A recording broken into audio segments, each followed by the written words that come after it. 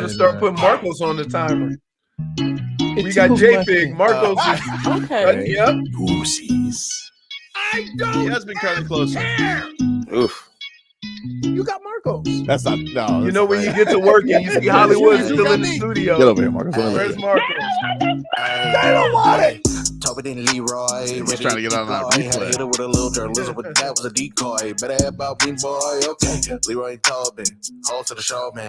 Still in the sauce with the show, and till then his half moon open. Sometimes go taste like a snowman. No proof I'm alive by the boat, and no proof. Like I always wanted him, I never hated him, I never traded him, and if I did, I never ever traded him. You don't know what is a star? Like another city, the driver's side fly. Wish I could large, so many more. 10 in the more, never a bar. Hey, 10 in the more, 2 to the P. Nothing to you, but it's something to me. Handsome as ever, and cute as can be. You can watch it on YouTube with viewing for free. Hey, this one time for the Twitch.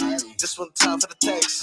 This one time for the phone line. Whole time, wonder what they gonna do next. You know, I just wish you guys would stop the quibbling. I gotta really try my best this week. I gotta try my best this week to not go overboard, to not take what I saw this weekend and overreact. I'm gonna try not to say the 4 words. I'm not gonna say the cursed 4 words. You know, saying that something is back. I'm not gonna say it. Can I give you the realistic view instead of the fanboy view? Not yet. No, you're gonna like it. You're gonna like it. Leroy. Okay. All right. First of all, I'm gonna say this. Florida's garbage. Oh, okay? Yeah. That coach is so fired. But I'm going to say this. Woo! Even without Ruben Bain, the way that defense got after it, and the nonchalantness of the quarterback is both frightening and exciting. First of all, young Cam, get your ass out of bounds. Well, stop looking around. Nah. Like, go ahead on and get out. He had 2 of the easiest runs on the first drive, and then he goes, that's enough. Not for me. So, but I'll tell you what, some of the throws he makes, there were a couple that I was like, you can go. He was right. Gunslinger. No. It's wow. Oh. I did let her know that wasn't coming in though. Okay. I know it was a choice. It was a choice. Good morning. Hey, guys. I'm gonna tell you what. He got me. I was grabbing something out of the other refrigerator for a road drink because everybody was telling me how bad traffic was. So at like 8:20, I was like, get ready to head out. I opened up the garage door. He said, "Hey man, the traffic is so bad." I said, "You ain't saying nothing but thing, brother." I don't want to bore everybody by opening segment with traffic stories today because I'm not going to say it. But I want to say it. Here's so all bad. you I need want to say it say. so bad. Here. Can I tell you? Did you see those throws? Can I tell you what you can be excited about? Right? The quarterback and the offense and defensive lines. Okay. Oh, the trenches. Now, I will say this. Again, I'm going to say this. Florida was garbage, but it don't matter when you play an in-state rival. Dude, how great. Like, you look around the state right now, all right? Oh, you don't care. Y'all better come on down. Come on down here, root for this team, because the other 2 are hot garbage. I'm looking at the fan cams, and I'm liking what I'm seeing because I'm seeing sad jorts in the stands. And then yesterday in Tallahassee, I'm watching them just get bulldogged by Boston College. Say it again, by who? Boston College. Making the Knowles look like Swiss cheese. Is that crazy? and I'm going to tell you, I told you it's the same thing that terrifies me about Michigan. They lost so many guys. Like, I don't know if the guys, they recruited well or what. These are all things unseen. Like, you don't know. So you always go into this new season after getting all those guys drafted going, what are we going to look like? Frog boy. You got the goose. You got the goosies. The Canes are back, baby! Maybe they might be back. I don't want to say it, but they might. They might be back. This might actually be for realsies this time. Whoa, This I don't know. quarterback. I mean, this quarterback. He's so Cool and calm under pressure. He does it effortlessly, right? make- I'm like, wait a minute, was this the same guy talking trash to Shador? yeah. like he just was like, And then how about this is why you know he's a Cane. Like he's just adopted. He's bathed in it now because he goes. Pac-12 was louder than that swamp. I was like, twist the knife, twist it a little deep. How did the guy end up in the bushes? How did the gator end up in the bushes? Who was he covering? Was he gardening? He Was he guarding. pruning? What was going on there? He was Dude, pruning. I got to tell you, in the last few years, we've seen two gators block each other and a gator in the bushes. Like things just ain't right up there. I mean, my God, this Yeah. is this Yeah. was Now, I will again. They took care of them and they look dominant. yeah. And in fact, I'm gonna go on a limb and say this: these are the type of performances you expect from the Canes when they're playing inferior talent, and that's what they did, right? In games like this in the past, it'd be a nail biter, close, or whatever, and you don't even know why. Because Florida, again, they are bad. Yeah, I didn't think they were gonna be that bad. Well, and wait, and you want to make it even? I would like to know who the dummies were that said Florida would cover, because the spread was only 2.5. I and know, those teams were not 2.5 points apart. dude. They killed that quarterback. But it has more. I tell you what, the reason why that spread was the way it was has nothing to do with Florida. It has to do with how everybody is with Miami, Yeah, and that'll start changing. Right? Somebody. but dude, like even out of So the the, first tweet I saw, Hmm? still not taking the knee. yeah, I'll Well, let no. I'll let it slide up 30. Wait, in games like this is where you get your young guys out. Let them get some run. I mean, a lot of people were like, "Well, when do you take Cam Ward?" He wasn't coming out. He wasn't coming out. You know who else was like that? Peyton Manning. Well, Peyton listen, Manning played every single it's play. a very important season for this young man. You know, he kind of like put his hat in the ring for pro. Apparently, the returns were not great. He's not old. He's not like, Bo Nix.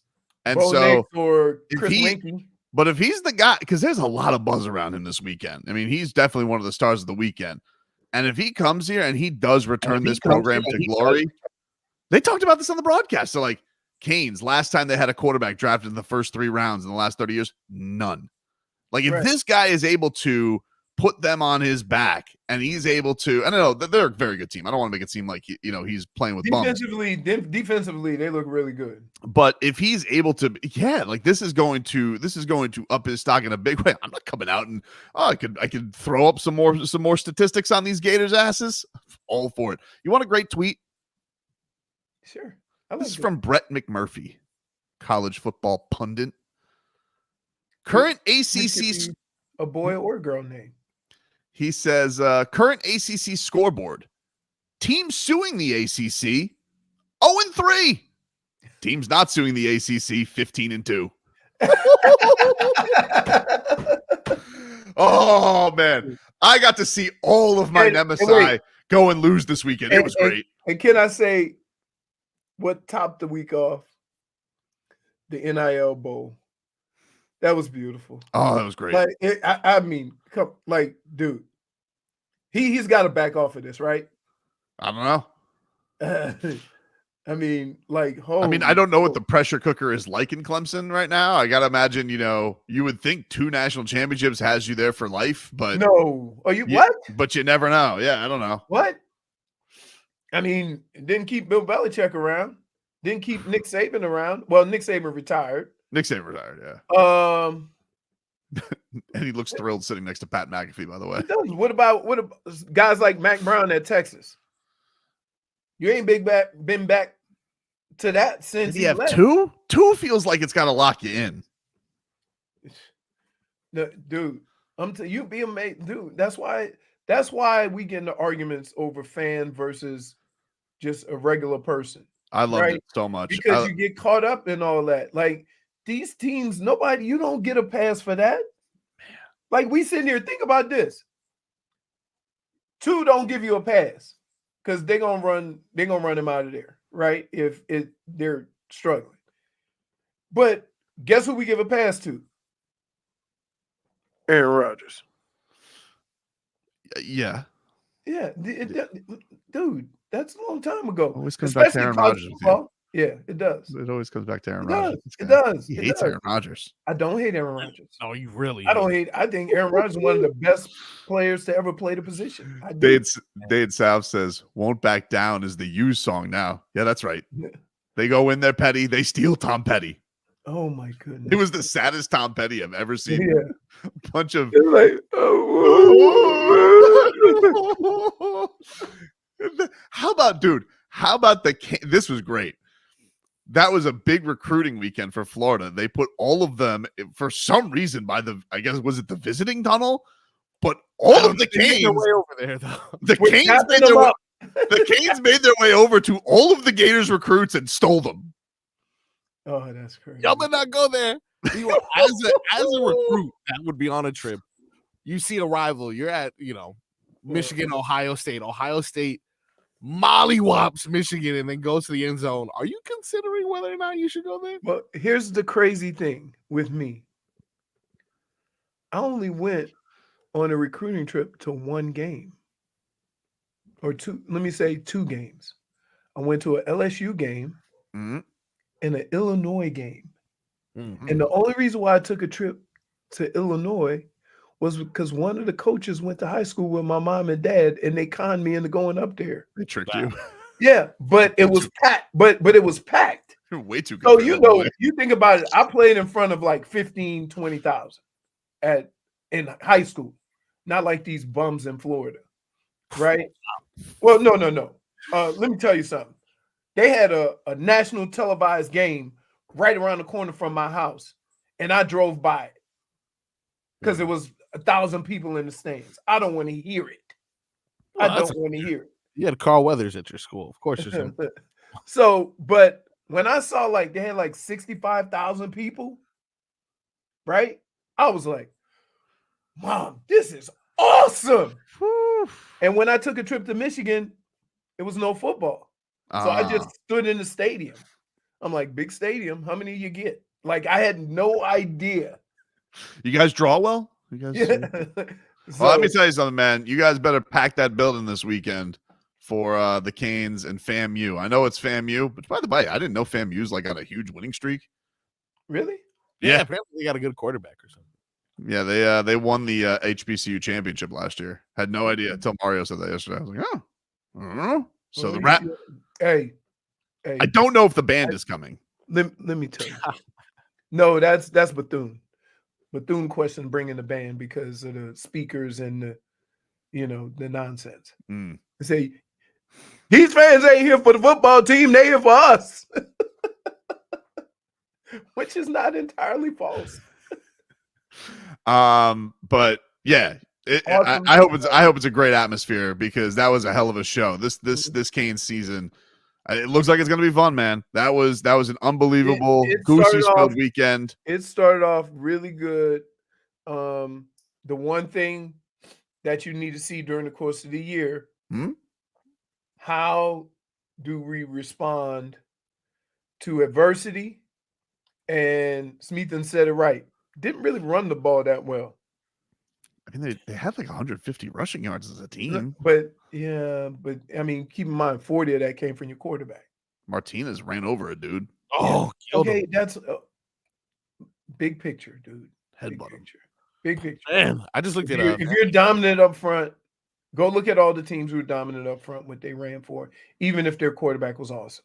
That's all I'm saying. Not it might just be, hey, we were going with what we winning with, But I just keep a little side note, a little boop. Let's see how we run it against, the big boys. We'll take a break here. We're streaming live on YouTube and Twitch, Miami 560 WQM, and on the Odyssey app, AUDACY. We'll relive a little bit of the memories of yesterday with Josie's calls from the win. We'll get the Goosies, the Dolphins. They start football this week. Lots to get to. It is a game week. It is a winning Tuesday after a long holiday weekend. Back with more after this.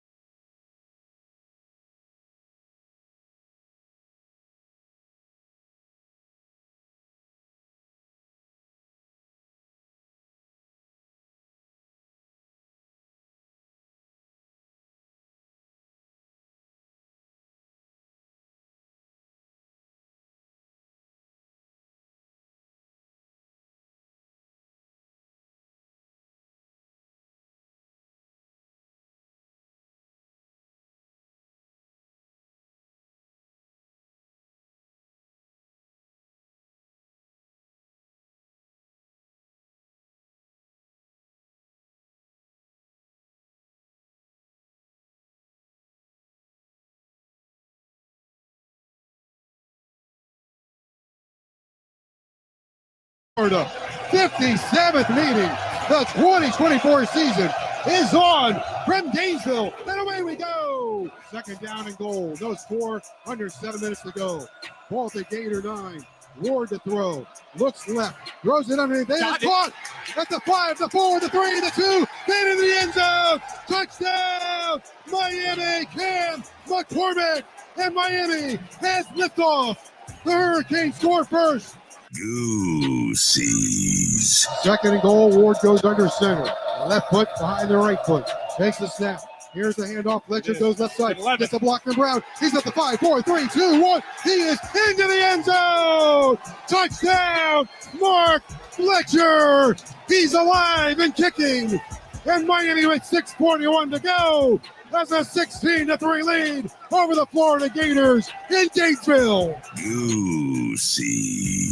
Ward looks left, down the middle, fires, got a Restrepo, into the end zone, touchdown! What a throw by Cam Ward to Xavier Restrepo for the touchdown! Another big moment, it's their big moment, Ward and Restrepo. Ward looking over the Gators defense. Here's the snap. He looks, pressure, spins out of it. Looking to the left side. He might run. No, he fires. End zone. It's caught. It's caught for a touchdown. It's Jacoby George on the back line of the end zone. A big moment for Ward and George. Touchdown, Miami. Another moment of magic. My goodness gracious. There's delight for Miami and devastation for the Gators. Miami 37 and the Gator 10. That's good. Wow. Goosies. What a weekend, dude. There you go. Joe Zagacki. Joe Zagacki on the call there. Cam Ward, 385 yards, 3 touchdowns, 1 pick. Xavier Restrepo, 7 catches, 112 yards, and a touchdown. Should have had a touchdown pass also, by the way. Oh, my goodness. Should have had a touchdown pass. Should have had a touchdown pass, too. Restrepo was awesome in that game. Tore Really? a guy's ACL too with the spin move. Was that, dude? He tore a guy's ACL with the spin Oh, move. yeah. Yeah. He was amazing. That throw, that again, what a ballsy. Whew. Ballsy. Absolutely. What a performance yesterday by the Canes. And yes, I think Schmiethen said Cam McCormick. He did go to college. He did go to high school with Leroy and Carl Weathers. 9 years. 9 years. Pretty good. I was telling somebody he had more injuries in his 9-year college career than I had ever in football. That's saying something. Right. It's just, whew. What a weekend. It was a fun Somebody time. said Smitha said we can also laugh at TVD. Oh, the Badgers fans hate him. Already? Oh, they're already rats off a ship. Yep. Really? Was Yep. he terrible? Yeah, he wasn't good. You know, they kind of had like one of those lethargic wins. Who did they play? They played Idaho something. They played one of those, supposed to be a warm up, and they got a little bit more than they could handle from them. Wow. They won, but Isn't college is the only sport where you can't just win. no, you gotta have style points, dude. Yeah. You didn't feel that weekend? You got a little tussle with Fresno. I told you I felt the same way about Michigan that I felt about Florida State, where all the guys lost. I'm just a little, who's going to replace it? I tell you what, I hate to say it. That's the worst offensive line I've seen at Michigan in 10 years. Wow, really? Yes. Now, I don't, and here's what sucks. When you say something like that from your school, I don't want to take away from San Jose State, right? Or is it Fresno State or Fresno State? You guys play Fresno. I don't want to take away from Fresno State because they were really good up front. But were they really good up front because Michigan was terrible, or because they have a really good front? So, I'm gonna reserve a little bit of my, but we'll find out this week. What we should really not reserve is how right I was, by the way, because I got to tell you.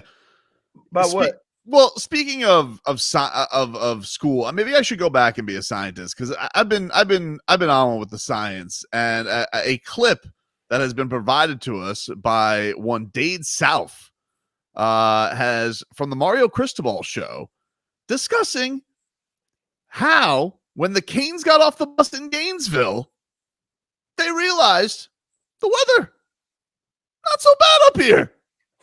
We're used to harsher conditions. Wait a minute. As I was saying in the lead up, Wait a minute. little different. Hold on. Little Wait a different. minute, Nostradamus. We all thought that. No, dude. You and Vlad gave me the business for two straight hours about what an idiot I was. Wait. We gave you the business because it sounds stupid that you would come from South Florida and worry about weather in North Florida. Ridiculous. That's stupid. No, I didn't say. I said they should be worried because the Canes are coming in better condition because they trained in harsher conditions. Well, yes. You're like, nah, not really. Not really. Samesies. No, I didn't say snames. Oh, dude. What? What? Here's what I said. J-Fig, am I not crazy here? Did these guys not laugh me off the show? It's stupid to say You're somebody being else in honest, Florida. Half the show for sure. Wait, it's stupid to think that somebody's going to have a weather advantage and you're both from Florida. That's asinine. It's not asinine. It's not asinine. In fact, they even said, here's the clip. Here's Mario Cristobal. You tell me that it's asinine because it sounds pretty genius to me. Well, you keep in mind, think about you're getting your advice from a guy with a clock coat. So let's hold on a second. Practicing in the noise, the way that we set it up here at our place and creating that type of environment. The weather down here, it's actually, when we got off the plane, our sports science, Doc Rennigan, he hit me up right away. He's like, it's 20% less humid up here than it is down in Miami, So he had done a lot. Him and Coach Feld did a great job with our players. Dude, That's humid. the whole argument was that You've been boxed in. okay. From now on, I will refrain from commenting on your dumbass theories. Thank you. Because Maybe you it's stupid. It's stupid to say one team has an advantage over another one and you're both in Florida. His sports scientist said so. Okay, great. His sports scientist also told him to take a knee. No, that's Kiss my ass. That's the clock guy. No. Like, we can get the hell up my. Now we got sports scientists, guys.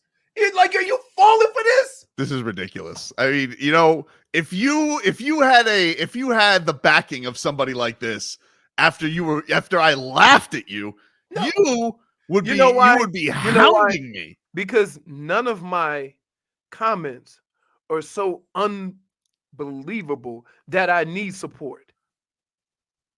To be honest, the way that you're presenting it last week, you weren't really helping yourself. No, I think I nailed You were it. making it a lot more sillier to Right. take it serious, This is ridiculous. Every time I am right, you guys poke Okay, holes into see, how right I was. You know what? Here's the crazy thing about it. We do a show on So you see Thursday. things and you're sipping on a sippy cup. We do a show on Thursday. Hmm? And by the time Monday comes, you almost have to replay the whole show for you to get a full a reality of what you actually said and how you said it. I know Right? what I said. No, you know. I know what I said. It never. All I said You go back was 2 days later, you go, see, I was right. no. All I'm saying is South Florida heat is different to Gainesville heat. It's different. It's just different. It's not that it's not hot up there, but it's different. But the whole point was they're playing up there. Yeah, but it's when you go from it's like when you train at altitude, Big Bear. You come down, I got a little bit more conditioning. When you train in the real soup of South Florida, even if you call your building an alleged swamp, which it is not, by the way, then you're coming in with better condition. Science. And so science, where's the cutoff? Hard to say. He said 20%. Because I got to tell you, it's quite humid in states like Louisiana Mhm. and Georgia. Mhm. It's Is it humid as compared hell to here? there too. Right. Yes. Well, Jennifer, New Orleans is below sea level. So that means a 5-second rain creates a steam unlike any other place in the world. Right? So I'm just saying, like, if you think that was a reason why the Canes won, Mm-hmm. because of the 20% humidity difference, then all right. I didn't say that it was a reason they won. I'm just saying the coach said it. The coach It was says a lot acknowledged. of things. Nah, coach said it. Just Oh my goodness, nothing makes look at this guy. Nothing makes him more irritable than when I get backed up by science. You're not getting backed up by Practicing in the noise, the way that we set it up here at our place and creating that type of environment. The weather down here, it's actually, when we got off the plane, our sports science, Doc Rennigan. He tries to give himself credit by putting a name on the guy that said it, not him. Don't take away from the Doc. He had done a lot. Him and Coach Feld did a great job with our players. Oh, so Coach Feld, the mustachioed strength coach, also part of the science. All the science was stay hydrated, champ. That's it. Like, get the hell out of here. Like, dude, it's hot everywhere. No, not like this though, dude. It's you would have to admit it's different. It's different. All right. It's different. Take a break. Back after this. Previously on Tobin and Leroy. Well, it's a science. This hour of Tobin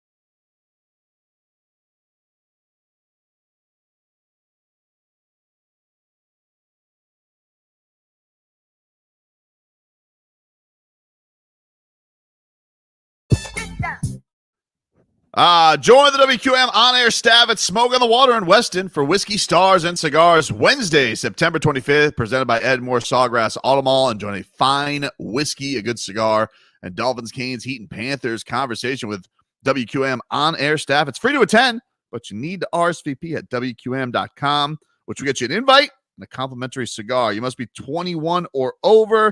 Drink responsibly. Talk sports with the WQM on-air staff at Whiskey Stars and Cigars Wednesday, September 25th at Smoke on the Water in Weston, presented by Ed Moore Sawgrass Auto Mall, and brought to you by the injury law firm of Cohen and Judah. By the way, yesterday, shout out to the Jason Taylor Foundation. Yesterday, Leroy and I were at the back-to-school event for that. Also there, a beater of science, Jalen Phillips. Whoa! How'd he look? Did you watch him? Good. Oh, he looked incredible. Yeah. Handsome. Did you talk to him? Come on, I did. Details. Leroy was hobnobbing with him. He's a hobnobber. Wow. It's what he does. Hey, What'd you learn? huh?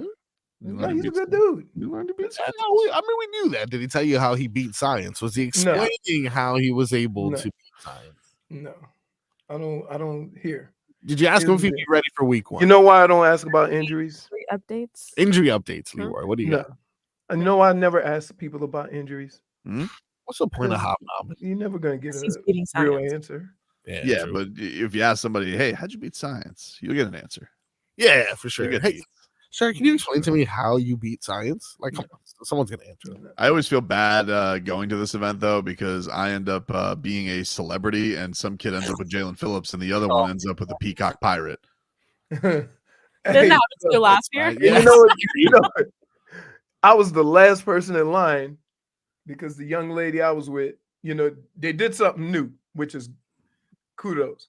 They had sizes. They got the little paper. with the Yeah, sizes. that was good. She looked over at the paper and go, "That ain't right."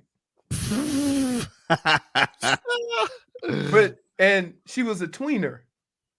So she wears either 00 or extra large girls, right? She's in between, but the extra large is too short. So it was like, we went through everything. I love how you had to be stuck in that situation. Man, so it was all closed. Oh no, but I was telling, Had I to was be like, you out of all people. I was going, hey, doesn't that dip a little bit low? What you accessorizing that with? I got a daughter about your age. Going into dad mode immediately. Oh yeah, dude. Well, I'll tell you, you want to talk about feeling like a third wheel. They paired us up with a Heat dancer, and you want to talk about who wants me around less than a 13-year-old with a Heat dancer who's like, hey, guy with the calculator, hit the bricks. He's like, why don't you think, why don't you see if you can find me something over there? Hey, I figure if we don't use the calculator, we get done quicker. I didn't use the calculator. Because some of it's sale price, some of it's so once I got to the pants and like, the pants 30% off, but these aren't. I'm like, you know what? Hey, you know what I did? I took the bag and went, yep, that seems about right. Let's go get in line. Yeah, it's a great event. Shout out to Seth. It was their 20th year. All my friends. 20th year doing it. So a great job by the Jason Taylor Foundation and their back to school event. And that's what I get to see all my friends. Saw Jax. Oh, nice. Looks like he's ready for the season. Nobody wants to invite your boy. Me and Jay Fig were here, readily available if anyone wants to. I mean, they got Tobin over there. They had Heat dancers. They could have been the dancers. They don't want no frog boy. Dancers, the Heat dancers, Dolphins, FAU. That St. Thomas was there. St. Thomas was there. You like us, man. Right. Don't tell me Salami was there. I'd be pissed if you tell me. He was not there. Nah, they did. Oh, okay. I got into it with a one of the guys. I like, for some reason, one of the players came up to me. He was like, "What college you go to?" Like, thinking that I was just I went to Michigan. He goes, "Well, why?" I said, "Well, I know a lot of these guys in here." Wait, so one of the FAU players? I don't know if it was FAU or whatever. He was like, "Well, how long did you play?" I said, 10 years. Oh. 3 Those Bowls, Pro Bowl. Oh, because keep in mind, I was done playing before they were born, Yeah, which is crazy in itself. you're an OG. Yeah. So it Would was, you want a young fella to call you an OG, or is that like I don't, you know what? I learned a long time ago, and I tell kids this all the time, right? You come over to the house. I said, what you call me is not respect. Respect is how we have a conversation, how you treat my house, and how you treat the people in my house. That's respect. So if you think you only respected me by calling me Mr. Horde, you're wrong. That's what I tell the kids. You gotta earn it. Yeah. It's not even earning it, but it's that's not respect. Schmeathan says Leroy is an OG. Marcos is an FROG.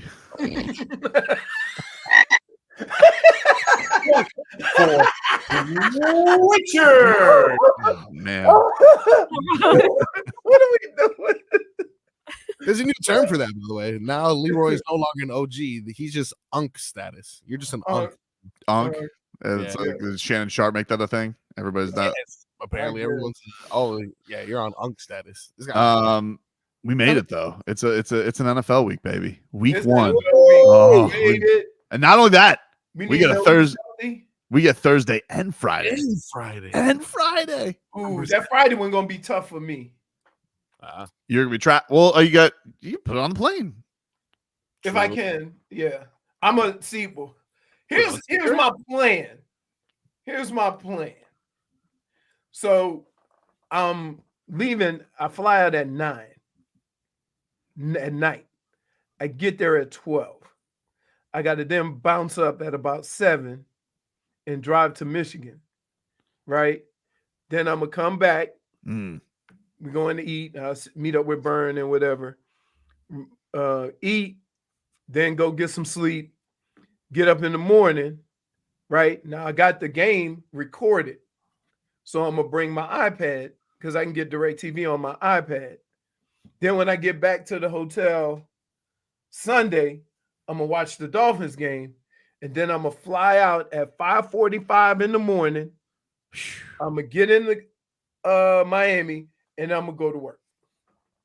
You're gonna. Oh man, you don't want to take a day off? No, why? I got to drive by the. I got to drive by the building. All right. Oh, you're coming in. Nice. Straight from the airport. Wait. You're landing. You said you're landing in Miami, right? It's might be one of those days where I'll bring in something for Leroy to have ready to eat because I know that all he's gonna be thinking about after that traveling is just. There is a half moon in Miami Airport. So, and I'm guessing that I will be able to sleep. You know what I'm saying? On the plane. Yeah. But did you see like they're telling all the players like, hey, don't in the Brazil game, like don't leave your hotel room. And if I was a player, I'd be like, hey, what? I'm leaving my hotel. We're actually we're used to it. It's no big deal. It's no big. It's not as big of a deal as you think. I know that. Well, I know with UFC they do a lot of cards in Brazil. They always say, hey, don't leave the resort, don't go out at night. Yeah, but that's we're like when we travel to games, we don't usually go anywhere. So it's not like you're going out on a limb by telling the players don't leave the hotel. You know what I mean? Yeah, it's not that big of a deal. Yeah, and if you just end up at horny Sundays after game 2 of the NBA Finals, it just happens to happen. Basketball's different. Wink. Basketball's different though. So you think they'll probably be like, I wonder if let's see. I wonder if they have to do like a week of stuff there. You know, like the British, the England game. No, because it's a regular week. Are they there already? They have to be there already. No, hell no. They're going. It's on Friday. How long's the flight? I have no idea. They're coming from Philadelphia and Green Bay. Which one's further? I don't know geography. Green Bay, I'm guessing. So Wisconsin to Brazil? No way there's a direct flight there. No, they charter a flight, jackass. 14 hours. So they'll probably leave. They charter a flight, jackass. Dude, when before all of the issues with security, when I was in Cleveland, we would park in our own lot and just walk on the plane. That's cool. Yeah. So you didn't have to go. Now, when I got to Minnesota, we had to go through the airport. But and then we left at the same gate, same time. What are you looking forward to more this weekend? Are you looking forward to more going to the Michigan game or going to the Cowboys Browns game? Man, why did we have to have this game this year? Right after, you know what I mean? Because I know. Oh, so you're nervous about the Texas game? What do they win by this weekend? A lot. They're like a touchdown. They're like 8-point favorites. Jeez. Oh my God, 52-0 at Michigan. That's great. Well, that's got to be a long time since that's happened. No, I can't remember. The only team that I could ever think would even be close to that is Ohio State when they were, going to the championship games and stuff like that. That's the only team I could think of. And even then it wasn't a blowout, right? But just coming in being that big of a favorite, I can't remember being more than a 8-point favorite ever. Texas still not starting Arch Manning. He played and he looked good. Oh my goodness. Got a little action though. He got a little action. He looked good. 5 for 6, 95 yards and a touchdown. But you know what's crazy? Get him on the field. The thing I appreciate about what he's doing, what a lot of quarterbacks wouldn't, is wait their turn. Oh yeah, he would. Most quarterbacks would have hightailed it out of that. Right. And I think that probably goes from, his family saying, listen, if you go there, you're not going to play right away, which is not a terrible thing, so. Well, he looked good. For the Dolphins, they have the Jacksonville Jaguars this week. We'll get into this matchup. Mike McDaniel speaking on it and what they got to look out for in block week out the 1. next hour. Take a break. Hour Tua is next.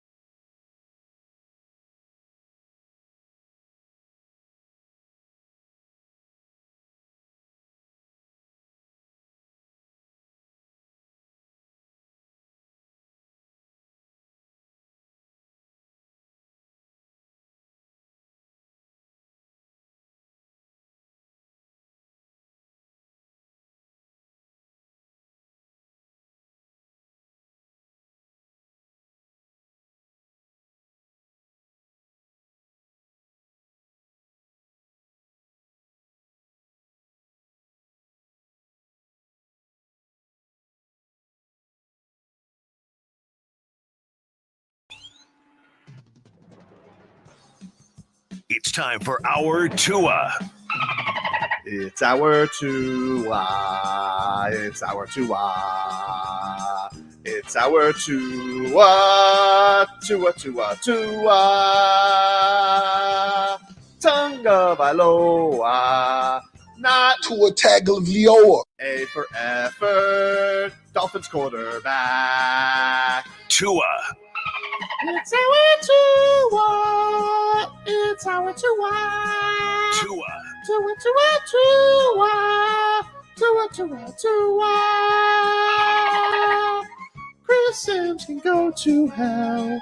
Tua Tagovailoa. Dolphins quarterback. Daddy loves you guys. Our Tua with Tobin and Leroy. Check the history of food.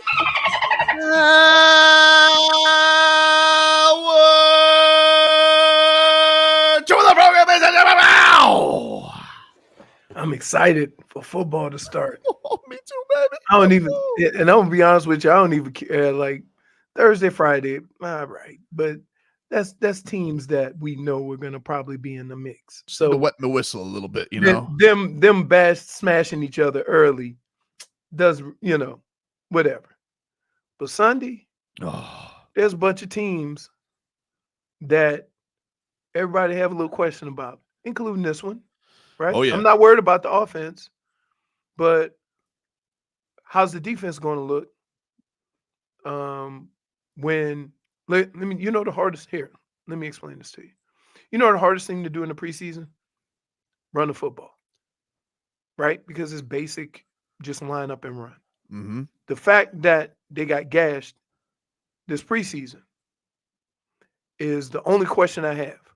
And maybe it could be just with, Sieler and Calais Campbell and that crew being in there and creating more resistance. It could be something as simple as that.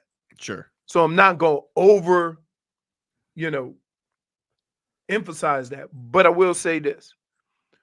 When there's two things as an offense or as a defense, you have to make sure you take care of in the preseason. One, everybody's going to throw a little BS blitz at you. If you don't pick the blitz up, when the season starts, every team you play until you pick it up is going to blitz. This is almost like a memo on the board before the first preseason game. Guys, if we don't pick up this blitz now, you're going to start seeing versions of it throughout the whole season, right? That's rule number one. Two, if we don't stop the run, every team we play is going to try to run the football. Why is it important? You have a high-powered offense that can score quickly, okay? So every team's going to come into a game thinking, let's slow this down, play it in the mud, methodically move the ball down the field, control the clock, and force them in a situation where they feel like they have to go on the field and score. So that's why I have concerns, because I know I played on a team that scored more points than anybody in the NFL at the time. Mm-hmm. And the two games we lost it because the other team ran the ball well and ate up clock, and we weren't able to score because we didn't have as many opportunities. Let's get to a game week report here, which is brought to us by Miami-Dade County Public Schools Technical Colleges. You ready to level up your career game? MDCPS Technical Colleges have got you covered. Choose from tons of programs, learn from top-notch certified instructors, get real-world experience, and the best part, you can graduate debt-free in just 1 to 2 years. If you're ready to make the move, log on to careerinayear.com or call 305-558-8000. MDCPS Technical Colleges, your best choice for a brighter future. I'm sure you guys talked about this on Friday when I was out, but Mike McDaniel in the middle of the show got the bag. He got it extended to 2028. And McCochin, he met with the media yesterday and talked about this and said that he had dinner at Stephen Ross's house to get the news initially that they were interested in extending him. Here was Mike McDaniel. Thank you. I see the congratulations goes to the organization. I think there's a lot of people that lift you up to give you the opportunity to become a head coach. But once you become a head coach for that program to sustain, that takes each and every person involved in it. So I see that's an accomplishment as a for the organization. And there was a neat moment, as you'd phrase it. It was I had dinner over at Mr. Ross's house a couple weeks ago, so it was a great dinner. I ate all of my steak. Did you eat your vegetables? I did. They gave me minimal, so they anticipated that. So, wow. Can I just say this? Minimal? In the history of guys getting a bag, he is the first person to congratulate the people that gave him the money and not even the ones say, I'm thankful. I'm glad they have this much support. I have this much support. Think about that. Oh, Just like if Lynn came to me and said, hey, we want to extend your contract. I'm saying, congratulations. In fact, that's what I'm going to do. You know should. what? That's what I'm going to do. You should, though. The table, think about it. He never said, I'm grateful, I'm appreciative. He said, good on the organization. Yeah, good on them. It is good on them. But I'm just saying, have you ever heard that before? It was a weird explanation. Right. I was more, picturing in that cut. I was more picturing him like at a giant mansion with Stephen Ross, because like I've never eaten at a really rich guy's house. Like I wonder what that I pick, and especially an old rich guy. Like I picture what's crazy. I picture it like an old dining hall. Can I tell you what it's like? So when I go over to Sarasota, this guy has the largest screened-in patio in Florida. So it's 5,000 square feet with a pool, some grass, a kitchen, two seating areas, two fireplaces. It's a house underneath the tent. There's grass in the screened in? Yeah, like fake grass. Oh, turf. Okay, right. I got you. So, and that's not even part of the house. Mm-hmm. That's just there. So you go over there and he says, hey, we're going to come over and eat or whatever. Okay, fine. Dinner starts at 7, right? At 5 o'clock the night before, he says, what would you like to eat? Like, we got steak, we got surf and turf, we got whatever. There are people there cooking it and serving you like you at the restaurant. Wow. That's what it's like. Did he have like it's not like Leroy out there grilling. Did he have my house? Leroy gonna be cooking it himself. But does he have like one of those silver domes over the plate? Like whoosh. No, it comes right out like in a restaurant. It comes right over. It ain't waiting, it's cooked fresh. Don't look at me like that, J Fig. The unveiling. You picture things in a very he does like a very cartoonish way. Right. I don't know. Like nobody. Wait, you have by the way, going up and you know. Wait, let me tell you why.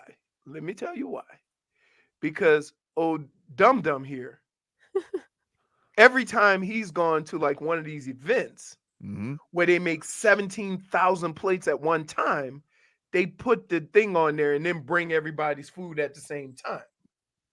But when it's cooked right there, they don't have. I've been to a gala, but I've never been to like a really rich guy's house. That's because I picture Mike McDaniel getting there. I picture him tucking the napkin into his shirt. I picture him being uncomfortable with how many forks there are. You think he's on one end of the table and Stephen Ross is on the other side of the table? No, the dude had an outside table that sat 13.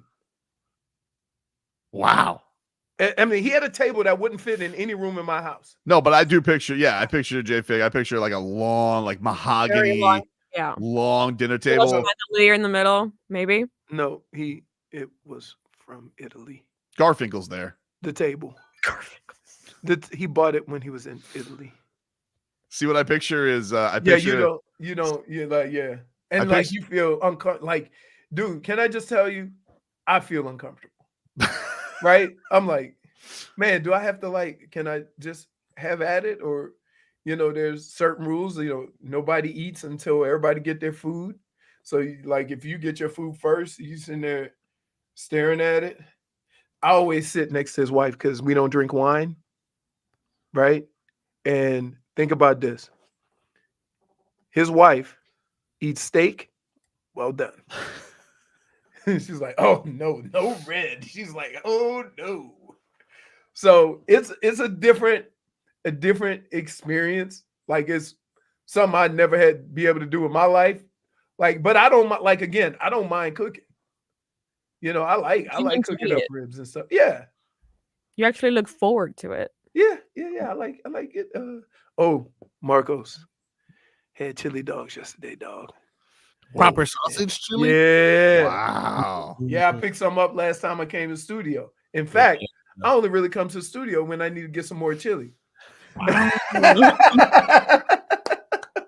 Let's hear a little bit more from Mike McDaniel. Oh no, there's more. He says he Is wasn't. this about the game? Because the contract stuff we done. I hope with? it's more about the dinner. No, it's more about the dinner. Yes. Okay, let's go. You know, you don't. I knew he wanted to have dinner, and I knew I was going to be a good dinner date, I guess you'd say. Outside of that, you don't really forecast too much. It was an opportunity to hang out with Mr. Ross, and so I jumped on that, and yeah, that's what I'm employed. He's very concise when he's talking about his munyon. All of a sudden, he doesn't have anything to Wait, say. wait. While not talking about his money, Yeah, because he ain't mentioned nothing about money yet. He ain't say nothing about extension of contract, nothing. he can be brief when he wants to. Oh yeah, He can be brief when he wants to. when it gets closer to home. I picture when he's like, I picture at the dinner. So it's like it's Stephen Ross at the head of the table. McDaniel's over to his left. Garfinkel's to his right. But Garfinkel, when they start wanting to talk business, he says, Garfinkel, give us a minute. And so he sends Garfinkel to the way far end of the table. Wait, you think it's just 3 people sitting at that table? Oh, yeah. No way. How do you think of Okay, there? I would guess if that's the case, then you got to have the GM. You got to have some. You think Greer's there? Greer's there, right? Well, because here, and I'm going to say this just based on past history. I think Stephen Ross always has to have somebody by his side when he's talking about the team so he don't get carried away. Right. Because otherwise he's like, hey, Garfinkel, hit the bricks, all right? Right. Goes, so Garfinkel could be there. And keep in mind, it's all. Because I think he tells McDaniel, he goes, you only got to do the waddle dance 4 times last year. I would like a little bit more to Jalen. No. Oh, you know what I would say? Owners don't really, except maybe the Dallas owner, Jerry Jones. Mm-hmm. I don't think the owners really talk about the particulars like that. He's not talking about particulars. He wants to waddle. No, again, that's the particulars. He goes, I would imagine like it's something to be said about having that relationship with your owner, right? And for the most part, nobody's ever said anything negative about the owner, as far as his desire to do whatever it takes to win. How he goes about it sometimes gets a little crazy, i.e. the flight to San Francisco where he thought he was just going to sneak over there. He's not good at tampering. And then SWAT was like taking video of him. Stephen Ross has just landed in San Francisco while he still has a head coach. Kind of think that was the last time I saw Stephen Ross at a giant table. I was at that press conference where he had to give Tony Sperano the sweetheart deal. Yeah. The I'm sorry deal with Jeff Ireland there. Right. We're all good guys, right? We're all good. A couple pals here, Right. huh? But again, like look, Stephen Ross, you know what? You know what to make this right? Money. Little sweetener. Yep. So I get it. So you're saying, You're saying you want to hear some football, Mike McDaniel? You want some actual? Well, those were the shortest answers I was going to get while getting no answers. Yeah. Like he did not think about this. 2 questions, 2 comments. He really didn't say contract one time. Nope. Right. And the question was about the contract. Never said contract or extension or anything like that. Well, I got more than I don't really care about the contract. I'm more fascinated by this dinner at Stephen Ross's house. That's what I'm saying. Yeah, let's keep hearing it. All right. All right. Mike McDaniel. Look, this Jaguars team, they got good pass rushers. All right. Yes, they do. You got Josh Hines Allen. He's not just Josh Allen anymore. He They added got- another name to his name. Yeah, it's probably best. But he had 17 and a half sacks last year. Yeah. They also got Trayvon. They got Trayvon Walker, who was number 1 overall pick 2 years ago. He had double-digit sacks last year. So Mike McDaniel, he's saying, our blocking better be on point. Otherwise, we're getting exposed. You have speed with adept rushers, particularly on the edge. They can really expand your pocket. And if you're not tied together with your launch point and where your blockers are, you can have individual pass protectors get edged pretty quickly. And there's a lot of space that is tough to protect against. So I think they're a great group to start with because they're super talented. That if you're not on your game, you will be exposed, and I think that's something that you have to be used to in the National Football League in terms of protecting the passer because you don't get a week off from elite pass rushers and unified fronts. Okay.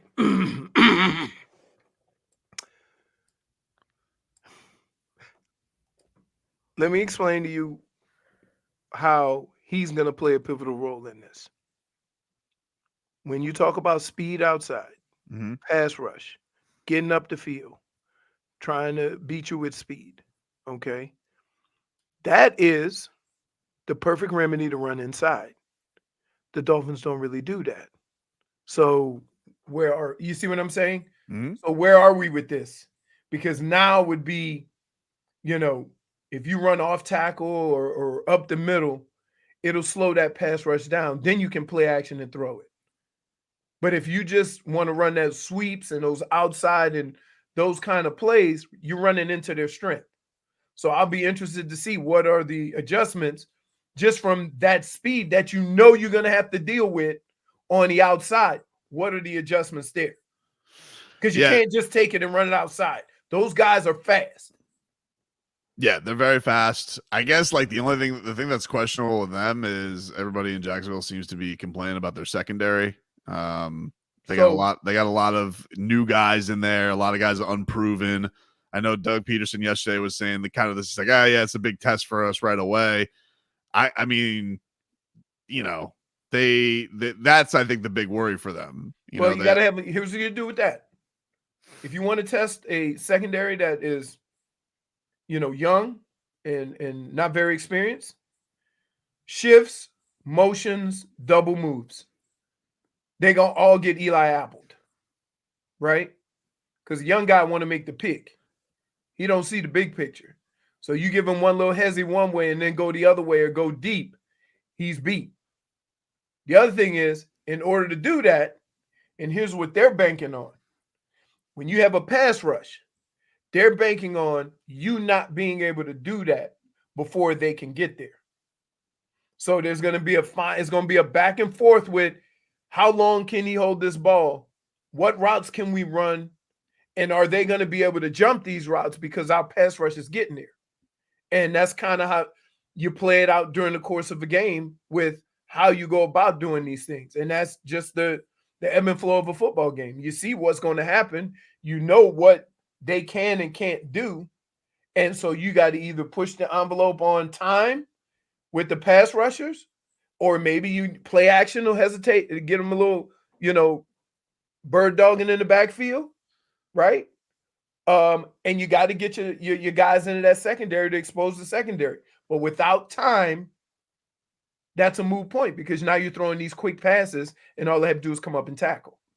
We'll take a break. We did not have a show yesterday, which means Leroy's got to gather us around the locker room and hand out his game balls and game bumps. This hour of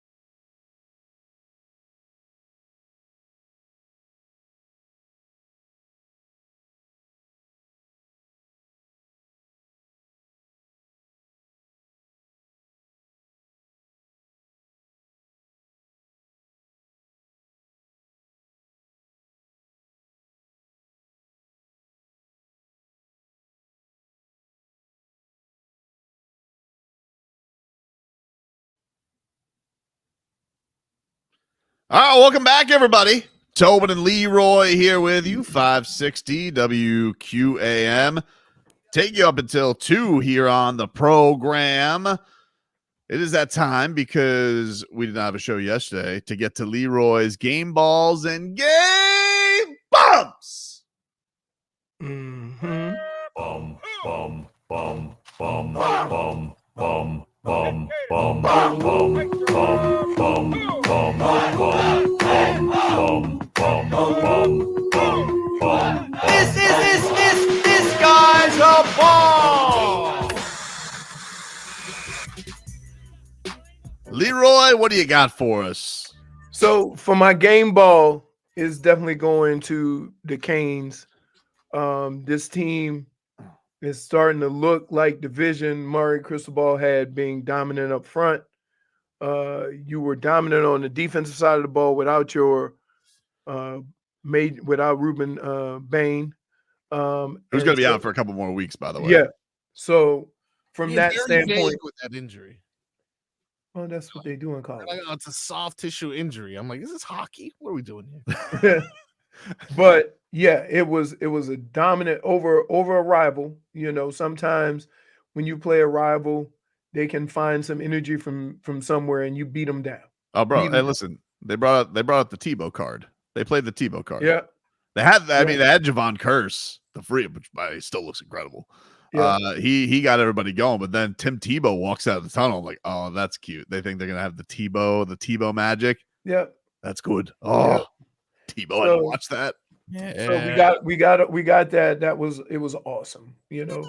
Also, a little shout out to Shamar Moore getting his first win as the college coach. That's always cool. You always remember your first win. No crying. Even if it wasn't no crying.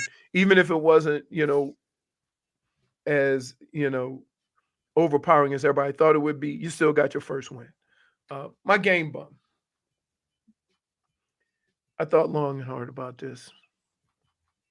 And I didn't want to go this route, but you left me no choice. Florida State. You can't sue everybody and complain and then get your ass kicked the first 2 weeks of the season. Bum. Right? Like, that was ridiculous.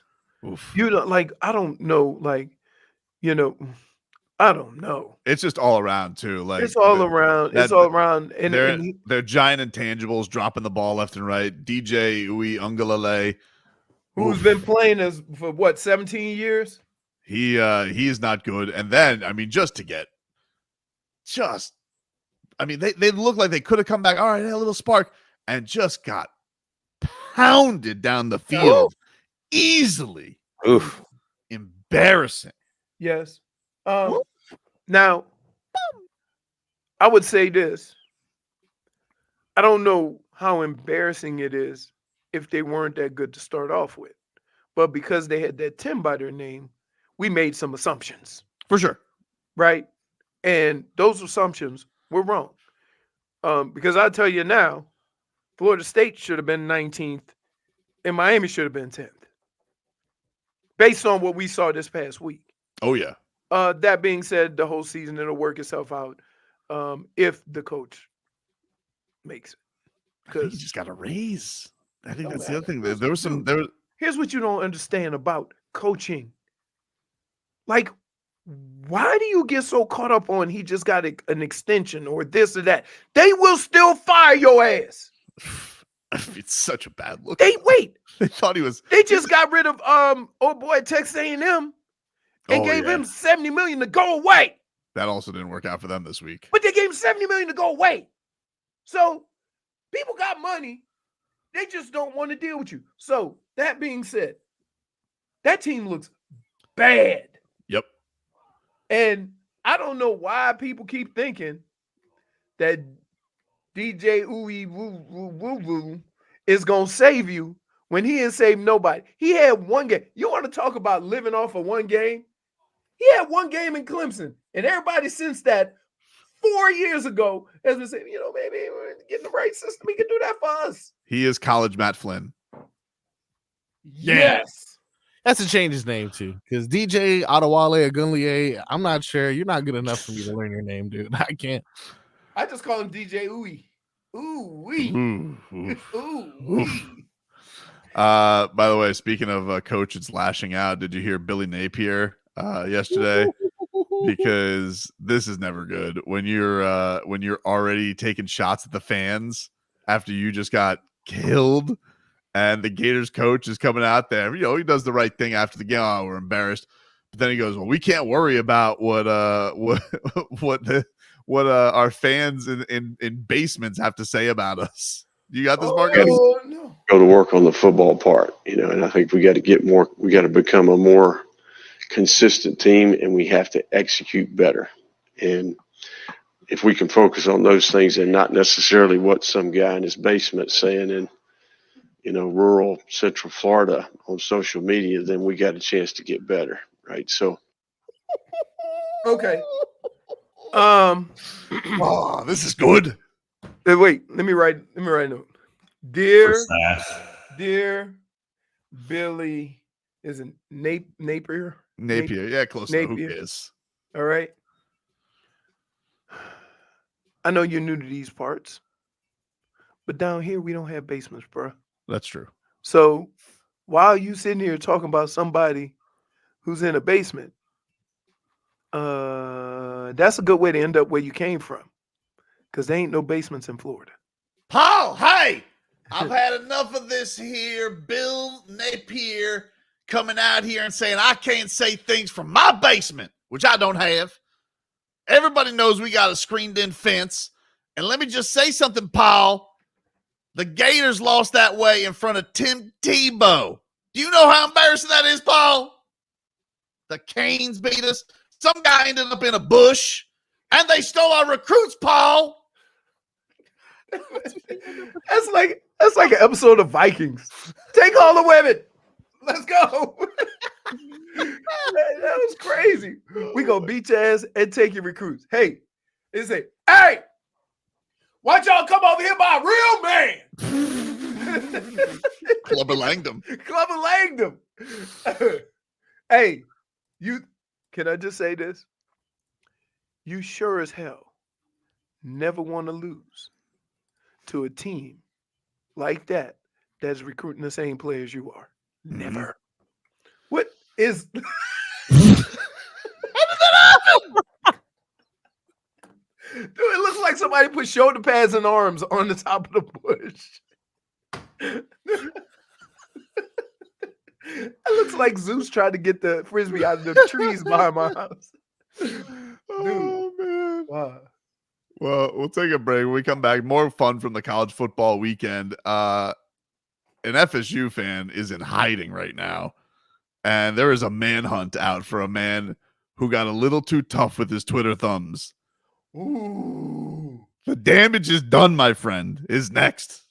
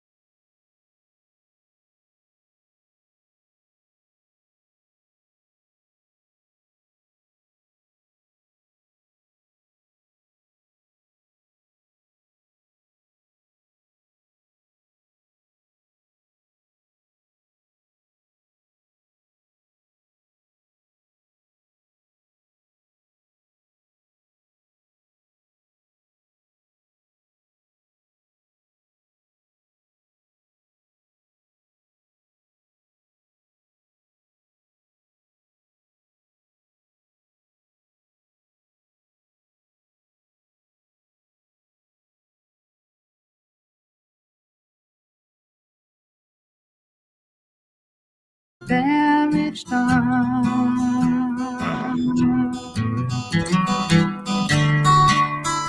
All right, welcome back, everybody. Tobin and Leroy here with you, 560 WQAM. Take you up until 2 here on the program. Hey, let me just tell you about this before we get to Damage is Done. Join the WQAM on-air staff at Smoke on the Water in Weston for Whiskey Stars and Cigars. It's Wednesday, September 25th. It's presented by Ed Moore Sawgrass Automall. Enjoy a fine whiskey, a good cigar, and Dolphins, Canes, Heat, and Panthers conversation with the WQAM on-air staff. It's free to attend, but you do need to RSVP. All you got to do, though, is just go to WQAM.com, which will get you an invite and a complimentary cigar. Must be over 21, drink responsibly, and talk sports with the WQAM on-air staff at Whiskey Stars and Cigars, Wednesday, September 25th at Smoke on the Water in Weston.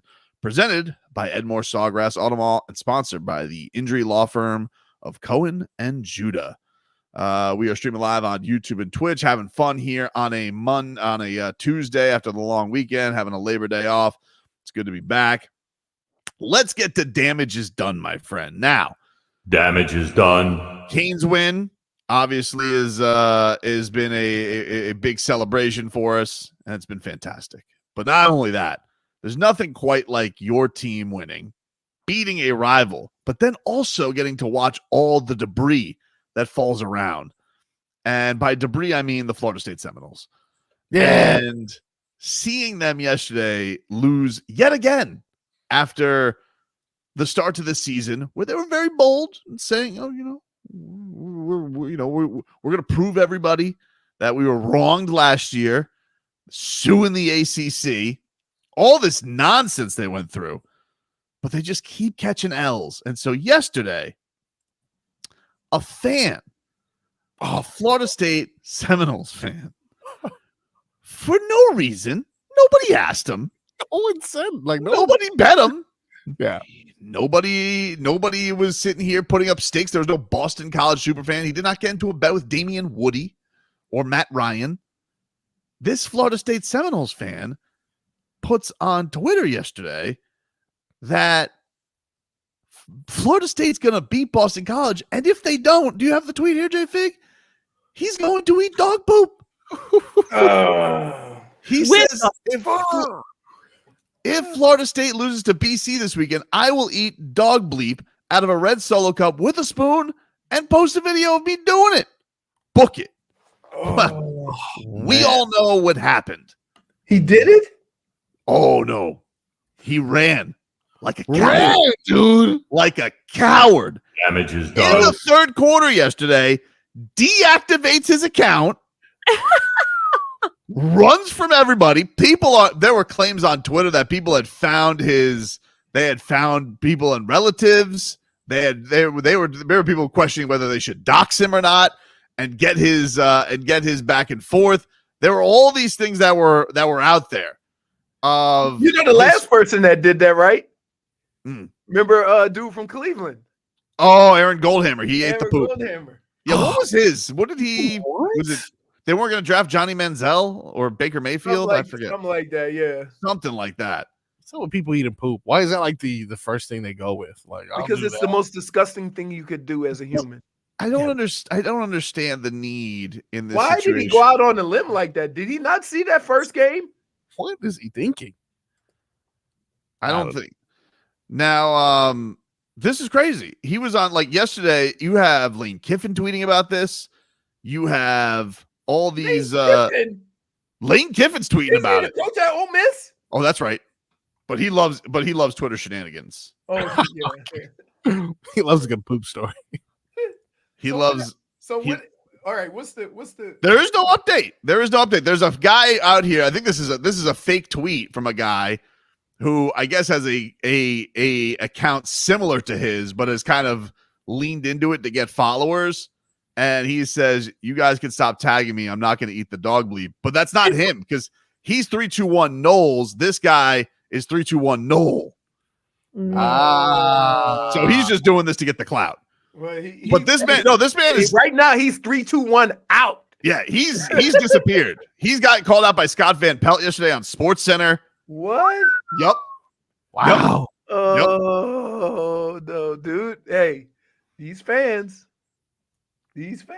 Nobody asked him to bet that. Hey, Smeathan.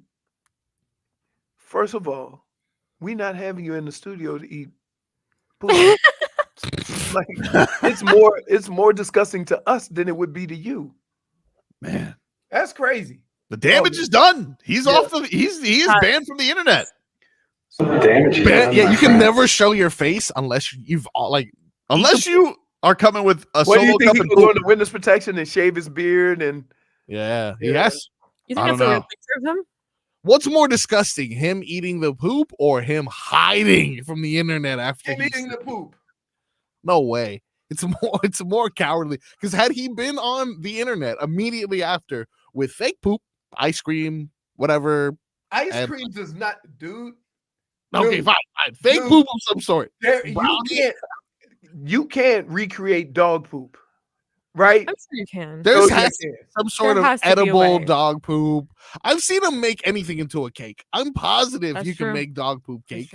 Had he been on the internet, Just doing fake it. Just stage it. Fake it. Had he been like stupid Seminoles, I think I at would this- be like, okay, totally fine. No, Now, yeah, I yeah. need it underneath like a water hose underneath that damn dog now. Terrible. Oh, goodness.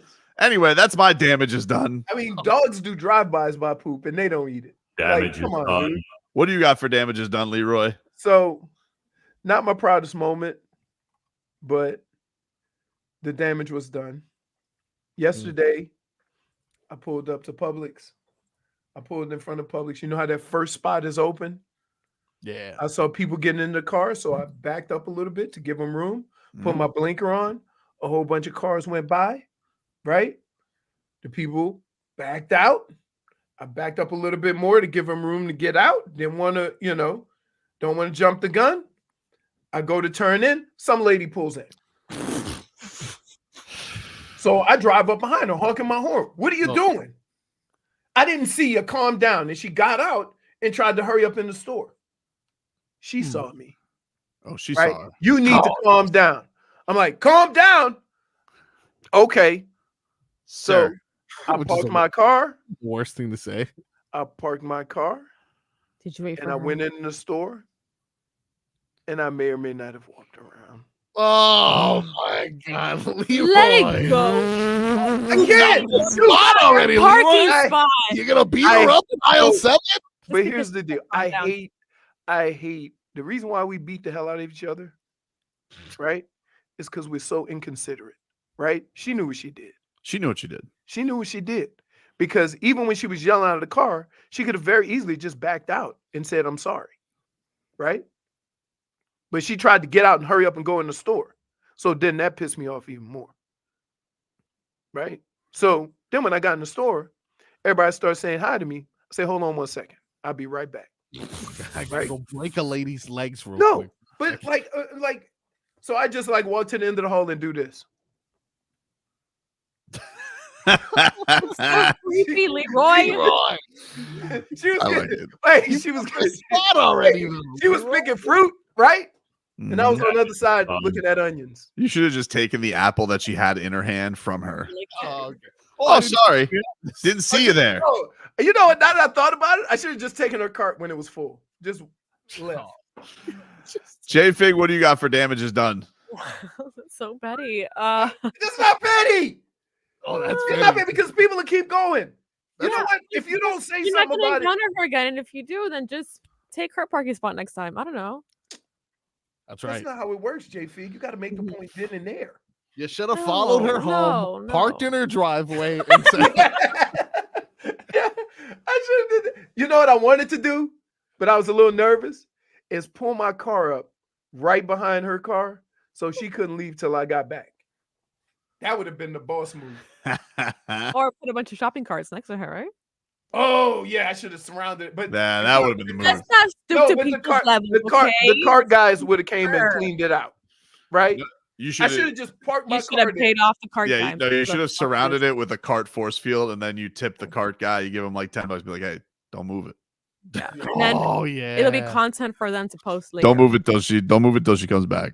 Yeah, a little 10 spot. Plus, they got video, so I didn't want them to video me out there. But you wanted them to video you following her on the store? Wait, listen to this jackass. Oh, that would have been great. We got video of it. TMZ. Former Pro Bowler surrounds old lady's car with shopping carts. Oh, God. That shows no regret. None. I wouldn't have not one bit of regret. Whoever works at that Publix, They love me for sending out tips. I know all of them. That way, you will be on TMZ eventually. I love everybody in the Publix. They love me. Like I'm very friendly. But there's just certain things. You're staring at And there's people. certain interactions I have with people where I hate when people act like they're elitist or they don't have any courtesy or respect for another person. I hate that. Hate it. Hate it. J-Fig, what do you got for damage? So during this past break, Marcos and I encountered a very disturbing video. Yeah. That has been going viral. Okay. All right. So there is a WWE superstar that got a very nasty eye injury during Monday Night Raw.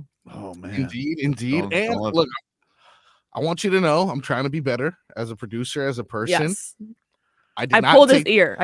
Did not take the video of this incident. Mhm. Okay, good. Screenshots of the incident. We have screenshots. Better. Okay, you're learning. Let's see if this works. Let's see if this works. I'll try to break it down piece by piece here, J-Fig. You can describe the You're image. doing like ESPN had to do the Olympics. Yeah, exactly. So this is shot number 1 here. As you can see, she's coming up top. It's a lady superstar. It's a lady, yes. Oh, she's high. Yes. She caught some air. Mhm. All right, so she's throwing the Macho Man elbow on this lady.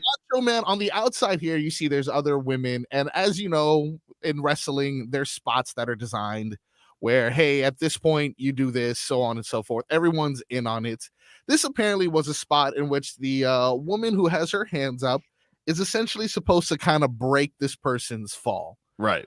Catch her. Now, as you can see in the next picture here, she kind of goes over the shoulder here. She overshot the target. Yes, and mind you, this is a big target, so you're overthrowing Megatron here. But it is what it is. No problem. Things like this happen. It seems like she's gonna perfectly land on her feet. Based off what J-Fig and I saw, that is the announce table right She behind. face planted into the announce table. She face planted into the table. Now, no. J-Fig and I were trying to determine what's real, what's not in WWE. As you Yeah, because constantly, I'm not a big fan of WWE because I'm like, dude, this is fake. yeah. But- Unfortunately, this was the end result. It's real. She has no eye? No, it's just bloodshot. Oh my god. Oh man. I can't even look. Eye is still there, barely hanging on. That Definitely has last to be. picture looked like the eye was gone. I've got to say, It looks the like she whoever has did no the eye. makeup needs a raise because that stayed on. Yeah, she got like gouged. Yeah, the makeup did stay on. That is definitely a good point there. I feel really bad for her. You know, I hope Yeah. I hope she's okay. Absolutely. Look, This no is, matter what people say about wrestling, that's real. Kyrie So what's her Sane. name? Because she's like Kyrie she looks like Sane, she's yeah. doing the She kinda, did tweet out. She tweeted out a thumbs up emoji. I guess she's Yeah. doing all right. Which I think is the Thumbs up. equivalent. What else to, you Yeah, gonna tweet up? That works. that's I what guess- like Yeah, so I guess the reason it looks worse is because she has like red eyeshadow all the time. No, it looks worse because of all the blood. What are you talking about, dude? No, I understand. It I looks understand. like her eye got poked out. I know, but I think that's because it's part of like she has a lot of eye makeup on top of it. Like it looks like she has no Her eye. nose That broke look, dude, she Ew. looks like Viking's blood eagle there. Like she got completely gouged out. Like she was a Looks like shield she had maiden to that stick just got back her from war.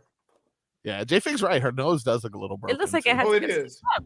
Yeah, that left nostril is lower than the right one, which You're right. It's like, yeah, been there for sure. Totally yeah. broken. Oh yeah. Marcos, what do you got for damage? Oh man, that was It rough to hurts. look at. Yeah, I can't even look at it. I know you wanted to make sure that we celebrated Damage is done. the Hurricanes to start the show, and it was a good call on your end. You know, you don't want to slow things down with traffic talk. But let me please just discuss one thing about traffic that I learned this morning that kind of made me very sad. This is math. This is the sports math that I did. You've heard of girl math. Now I'm introducing sports math. This morning, It's not even bro math. It's not. This is specifically. Maybe one may say this is sports science, but we'll move on from that. I sent you a screenshot this morning that I was 18 miles away from the Citadel. It looked like it was going to take me a little bit more than an hour, about an hour and change, to get through this, horrible morning traffic. So then I did a little bit of math. 18 miles away, a little bit more than an hour. Leroy, I'm sure you can know from being a mathematician that averages You thinking I could get out and walk and get there quicker? Walking, well, no. Pretty close. 18 miles an hour is essentially the steady pace it would take for me to get to the Citadel.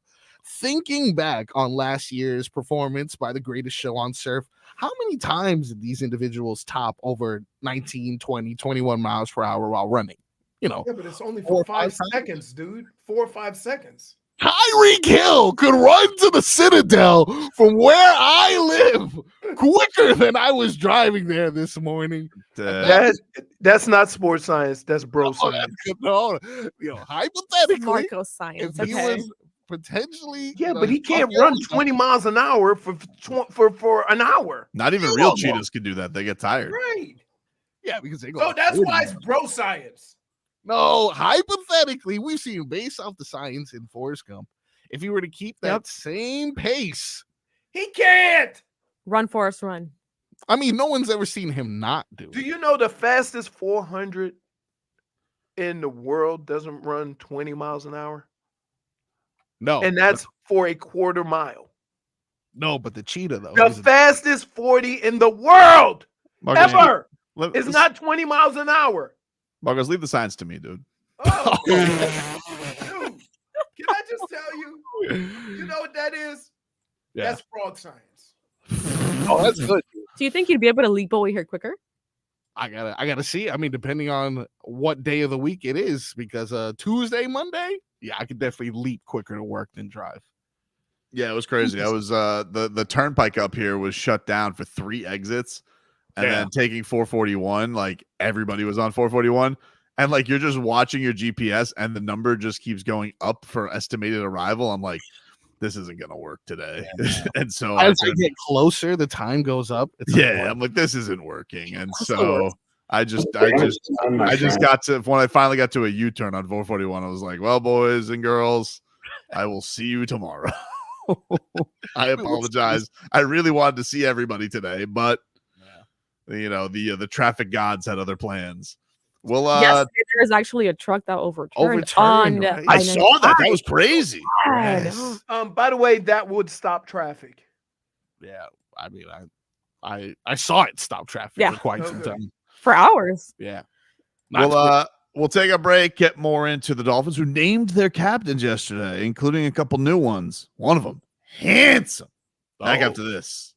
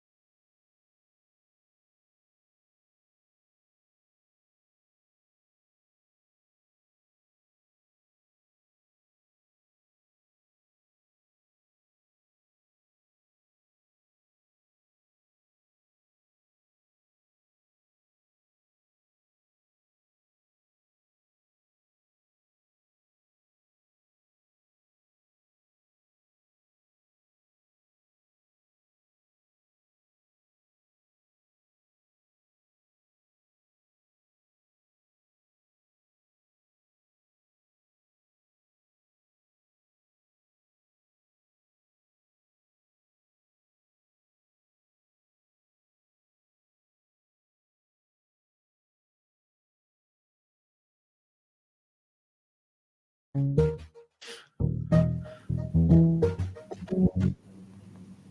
back, everybody. Tobin and Leroy here with you, 560 WQAM. Take you guys up until 2 here on the program. Leroy, can we get a weather update from the Demesman and Dover Law Firm? YourActionattorneys.com. Free consultation 24/7. Call me at 866-954-MORE. Here's something. Sun, where have you been, old friend? Now it's mostly cloudy still, but some sun is peeking through. And it's coming from the east at about maybe 5-10 miles an hour. I'm guessing the rain isn't done. So the way South Floridians drive, if it sprinkles, it takes you 7 hours to get anywhere. Just be careful out there. And it should be a little bit cooler because of the rain, but because it hasn't rained, I'm going to guess it's like 91 degrees right now. Other than that, same type of what? We've had about a week and a half of this nonsense. Yeah. Fool you with a little bit of sun, and then it's been raining.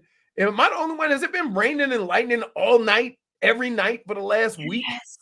It lights up the room. Yes. How bad it is. So, Is it bad because you don't like light?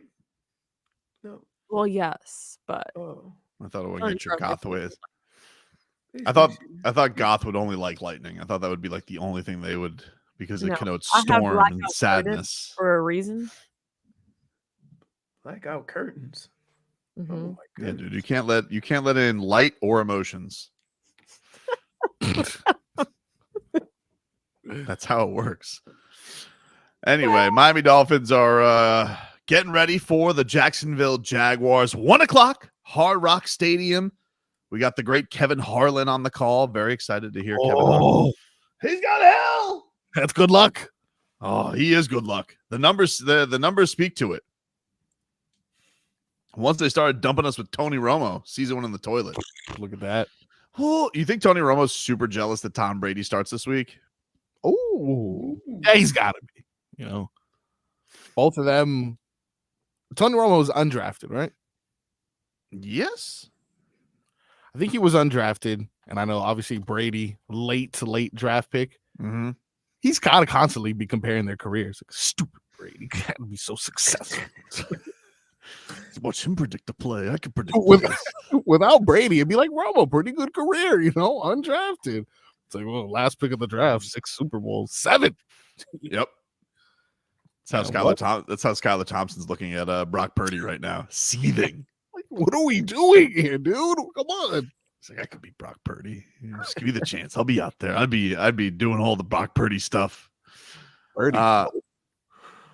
So Leroy's mentioned this. He's very excited to see what Jonnu Smith is going to bring to the table for the Dolphins this season. Are you not excited, Leroy, to see what Jonnu Smith? I am, because it adds a dynamic to their offense that's going to allow them to both run and pass. It's not just a fast receiver. It's not just, just imagine what Deebo Samuel does, that one player who can do a lot of different things. And they've tried to do some of the stuff in camp. So I'm interested to see how they use him.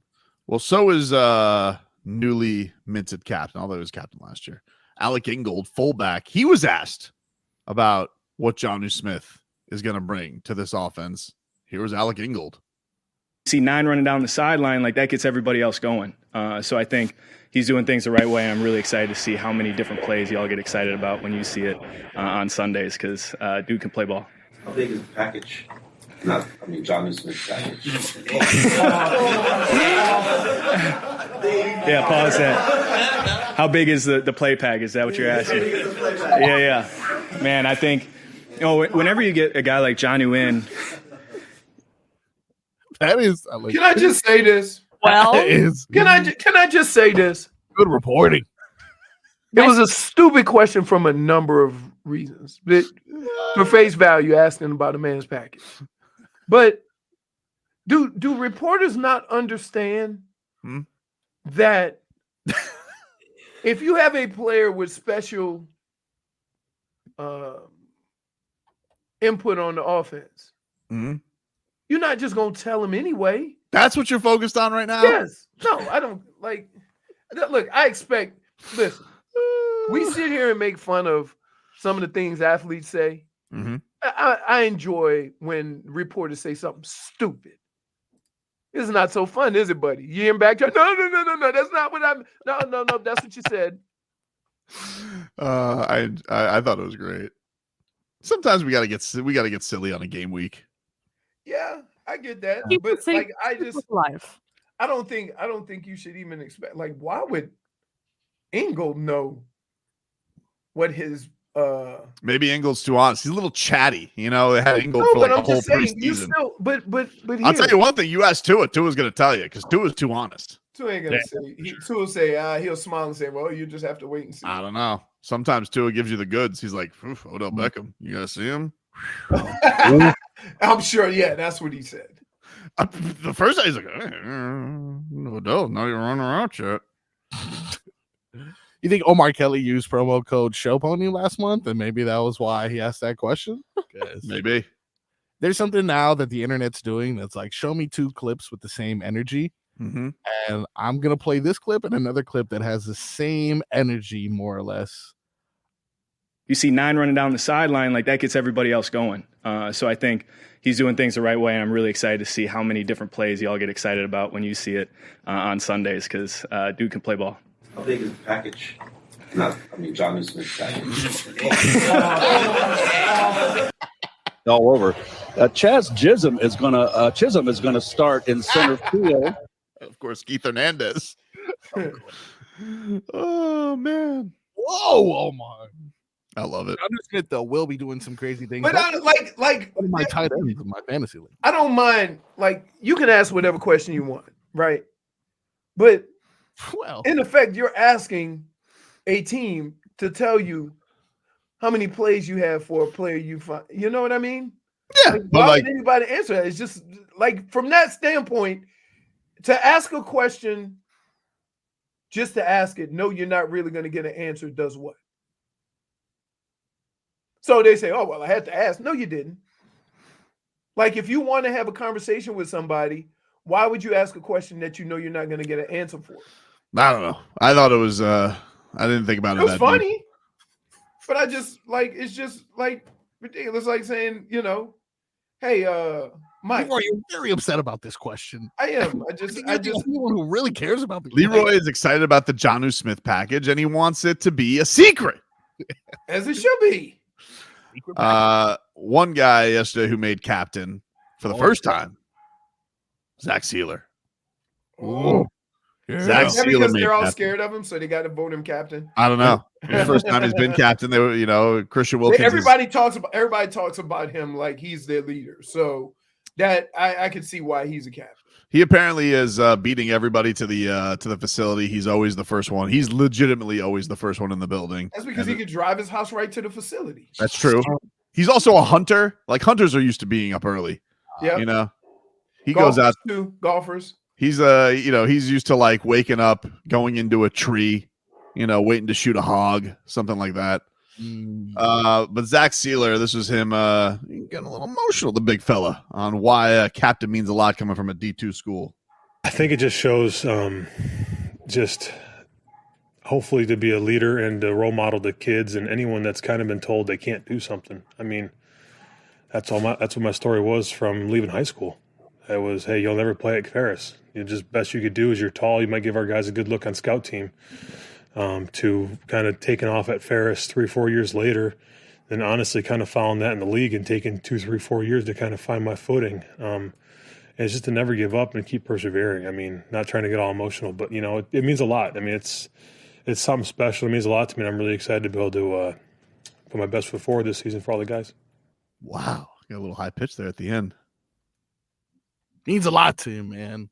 Got a little tickle in the throat there for Zach, so they had to get the hell out of there. He goes, oh, man, gotta get out of here. Wilkins was a captain last year, right? Yes. So, you know, another thing that just weighs into it. He's holding it down for his boy. You know, but I gotta say though, he's his own man. Oh, that's it, dude. I just gotta say, you know, and I know that Leroy loves Christian Wilkins, but Zach Sieler's his own man, and I'm sorry, but he's got a new best friend now, and his name is Calais Campbell. That's it. It's enough of Hey, Christian Wilkins hey, questions. Hey, come on, It's dude. enough. You know, he made his choice. Let me guess. I got to tell you, Zach, I hate to tell you this, okay? I hate to tell you this. But Christian Wilkins is singing Chicken Fried with Max Crosby, okay? I'm telling you, he's gonna do it. He's gonna do it. Never. No, he's gonna do it. I'm gonna tell. We're gonna see a video this year, and then what? And then what? Hey, can I ask you a question? What? Did Christian Wilkins do anything that any other player would have did on that team? I'm like, you making it sound like Christian Wilkins left him. I didn't say anything. Well, he did leave him, but I'm just saying, you making it sound like Christian Wilkins did something wrong. no, I just think it's enough of the Christian Wilkins, Zach Sieler stuff already. You know, Zach Sieler. It's now Sieler and Calais. That's what we got. All right, two monsters. Okay. It's time to, we got to put it behind us. That's last year's chapter. We're opening up a new book. That's all. Well, I'm telling you, you're going to see Christian Wilkins sing with Max Crosby. I better not. Oh, he's going to do it. Max Crosby seems like he doesn't have friends. He's not as personable as Zach Sieler. Like Max Crosby's just like, why are you so angry? Like that's just how I can imagine. Christian Wilkins is taking towels from centers and shenanigans at the bottom of the pile. And Max Crosby's just angry. Well, that's what Max Crosby does too. Like he does. Remember they had the whole thing last year where they were trying to do like extra hits on Max on. So like they're just two antagonists, They'll probably like greet each other by headbutting each other. Enough of that. Zach Sieler, man's man, getting emotional. Yeah. Tough. It's tough to He goes, I think after he felt himself, getting a little misty eyed, he probably went and chopped some wood or something like that. Yeah. It's tough to almost cry. If you almost cry, that's tough. Yeah. You Caleb Williams it. Yeah, what are you doing? Even if you had like one single tear run down. Yeah. Just one tear. Just what? Not like that big crocodile tear. Oh no, that no Sean Moreno tear. I was like 14. that was a tear. If you have the one tear, Zach Sealy's like, yeah, that's a man. Yeah, not afraid to show his one emotion for sure. His other emotion is just mauling. That's it. That's it. Yeah, you can never get to the point of like breathing in once you're crying. Once you hit one of these, it's what are you doing? Get out of here. You can't have a lip quiver. Oh, no way. No way. His lip was never quivered. Zach Sealer's lip never quivered. Never. All right. Caleb Williams. Ugh. Time to get to this commercial package. Back after this. Okay. This hour of Tobin and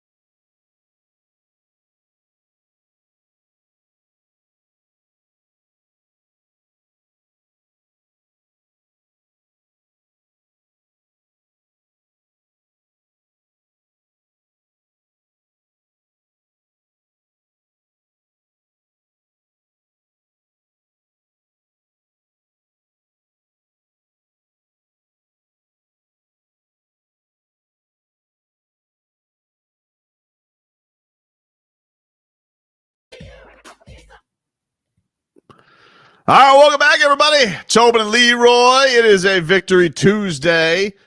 Miami Hurricanes 1-0 after kicking the crap out of the Gators this weekend in Gainesville. Cam Ward looking like a true Heisman candidate after 1 week. I think he jumped to second in the odds after that performance. Let me guess, Travis Hunter first or something like that? Oh, I mean, that guy's good. Oh, he is good. He is good. He is Mr. Everything. Hey, question. Yeah. You want to hear something crazy? Yeah, always. All right. Always. I'm going to read you a message. Hmm? And then we'll discuss why is it weird. Okay. All right. All right. Yeah.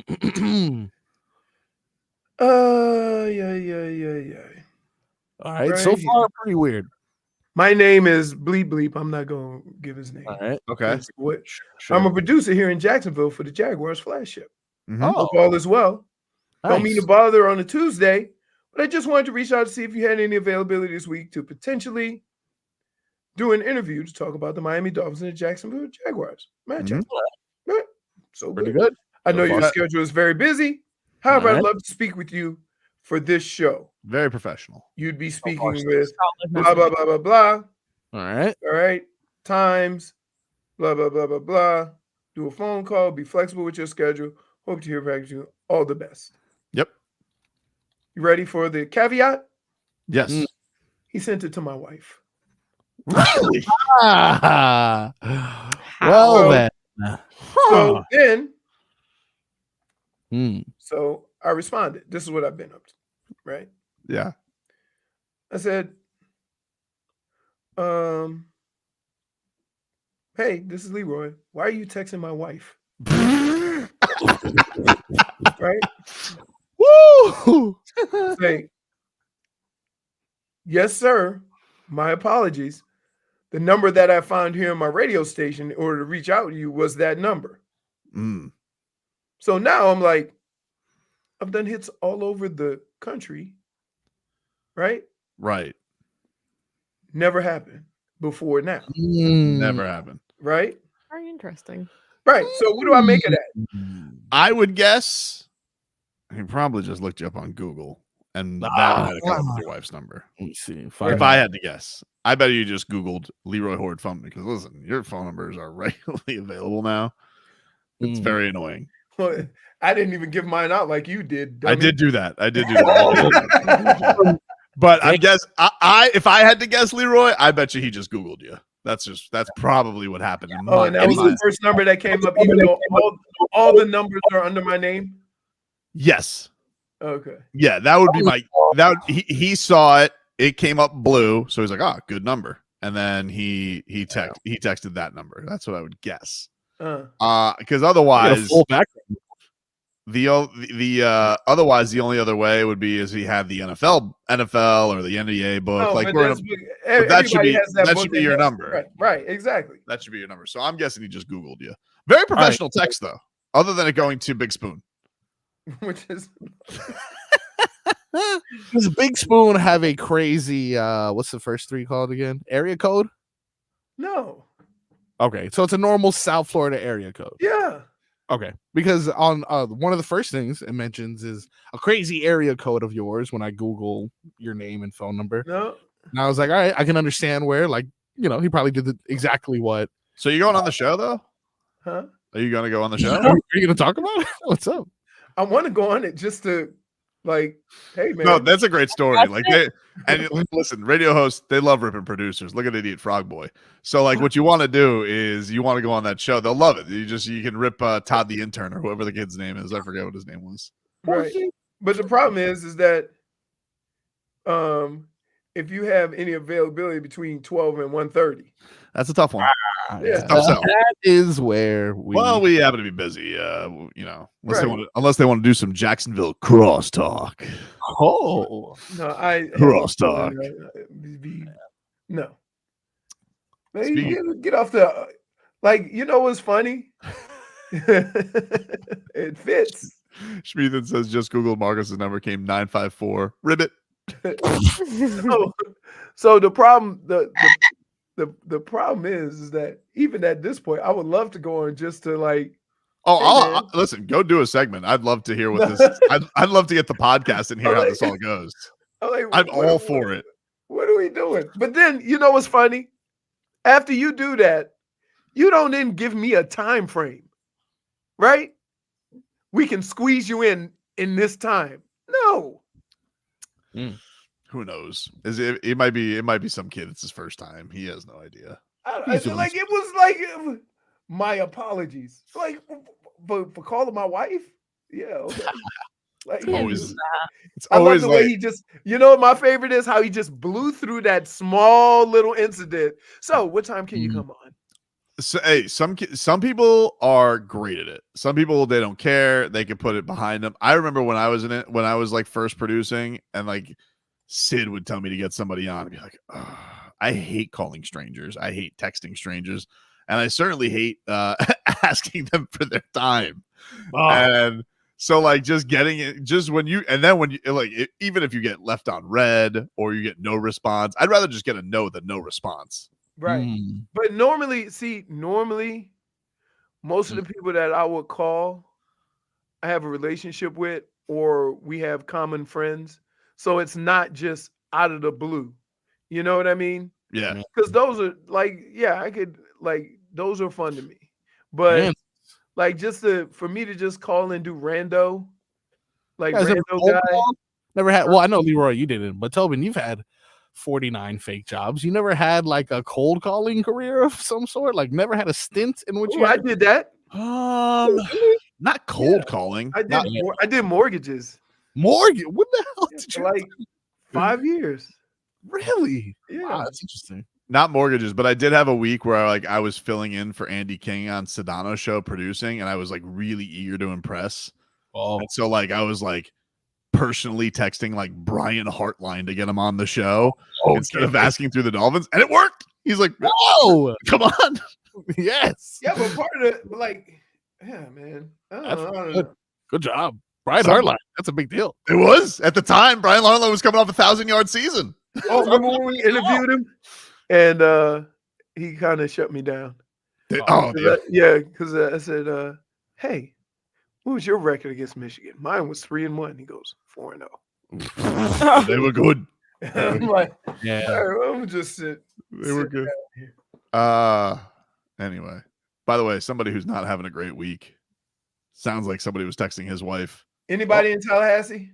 No, this one's in LSU. Oh, hey, first of all, y'all can't tell me this wasn't gonna happen with fake, my family. My family. Like, hey. So wait. See, y'all don't get the funny parts of the story.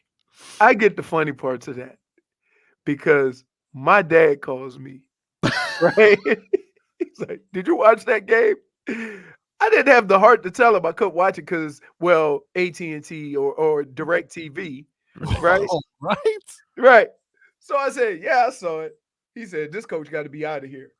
He's a phony." That's my dad. He is a phony. Like, first of all, he goes, "First of all, we don't even talk like that." He's not only a phony, but like I thought this came across as phony. Like he has this press conference that went viral after they lost. It's his third straight season opener loss with LSU. After who did they lose to this week? Wow, his hair is LSU. They lost to USC. Losing to USC. In Vegas, though. In Vegas. In Vegas, yes. And he is here and just grumpy as ever because he's just red faced and terrible. He don't even look good in that purple. He doesn't.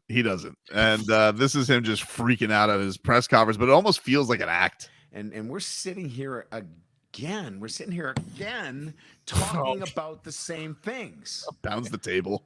About not finishing when you have an opponent in a position to put them away. But what we're doing on the sideline is feeling like the game's over. And I'm so angry about it that I got to do something about it. I'm not doing a good enough job as a coach. And I got to coach him better because it's unacceptable for us not to have found a way to win this football game. It's ridiculous. Ooh, take it easy. Hey, so that's the worst feeling in the world, right?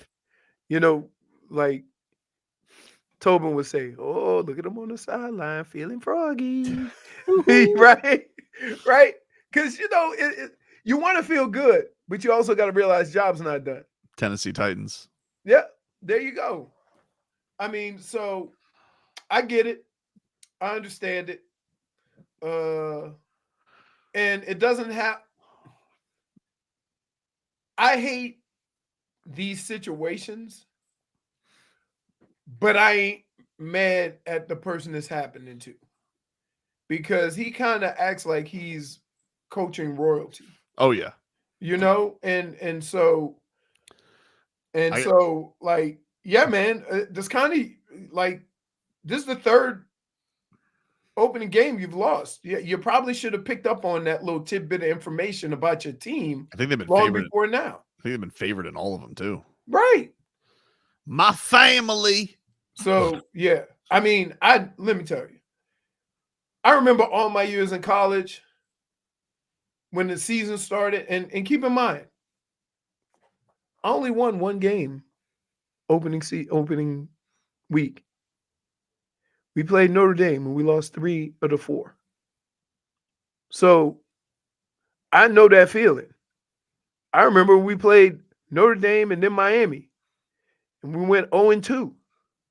Then we went to UCLA and needed a field goal to win the game. So, like, yeah.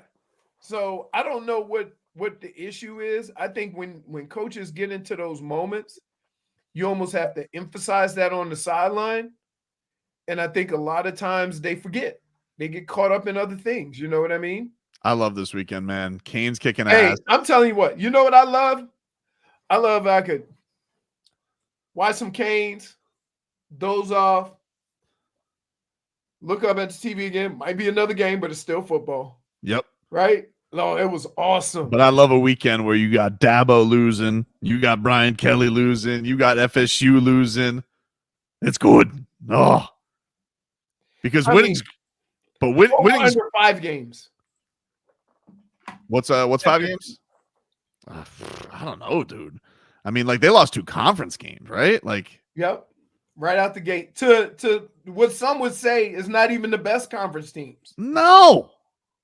Like now, everybody was looking at Georgia Tech, like, ooh, keep an eye on Georgia Tech. No, they still Georgia Tech. They just Florida State was 10th, and they really wasn't 10th. We'll take a break. Mix things up coming up next.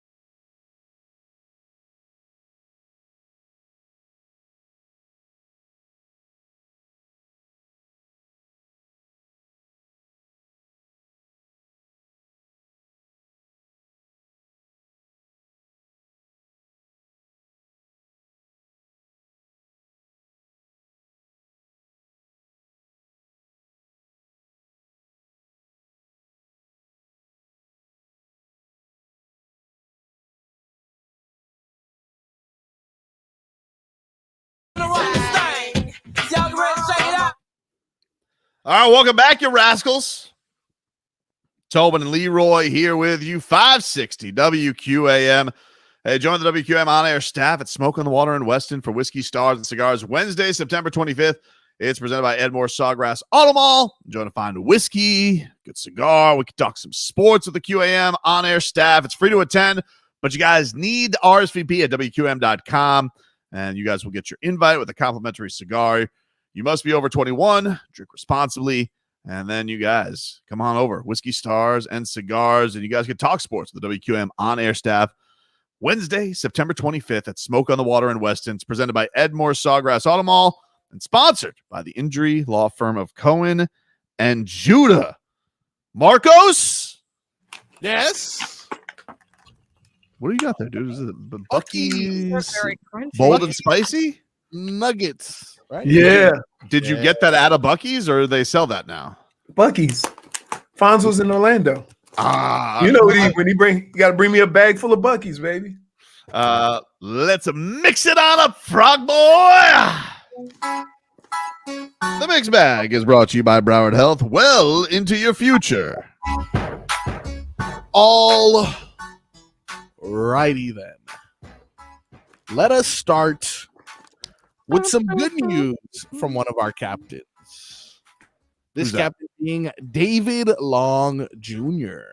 Another one. First timer. He was honored making captain. Deserves it, in my opinion. Although J Fig says he didn't. Really? What J did I say? Fig. I don't know why she said that about David Long Jr. Why would you say that about him? Why would you say that about him? Under the bus like that. Hard hitter, David Long. Hard hitter. Brings the wood, some may say.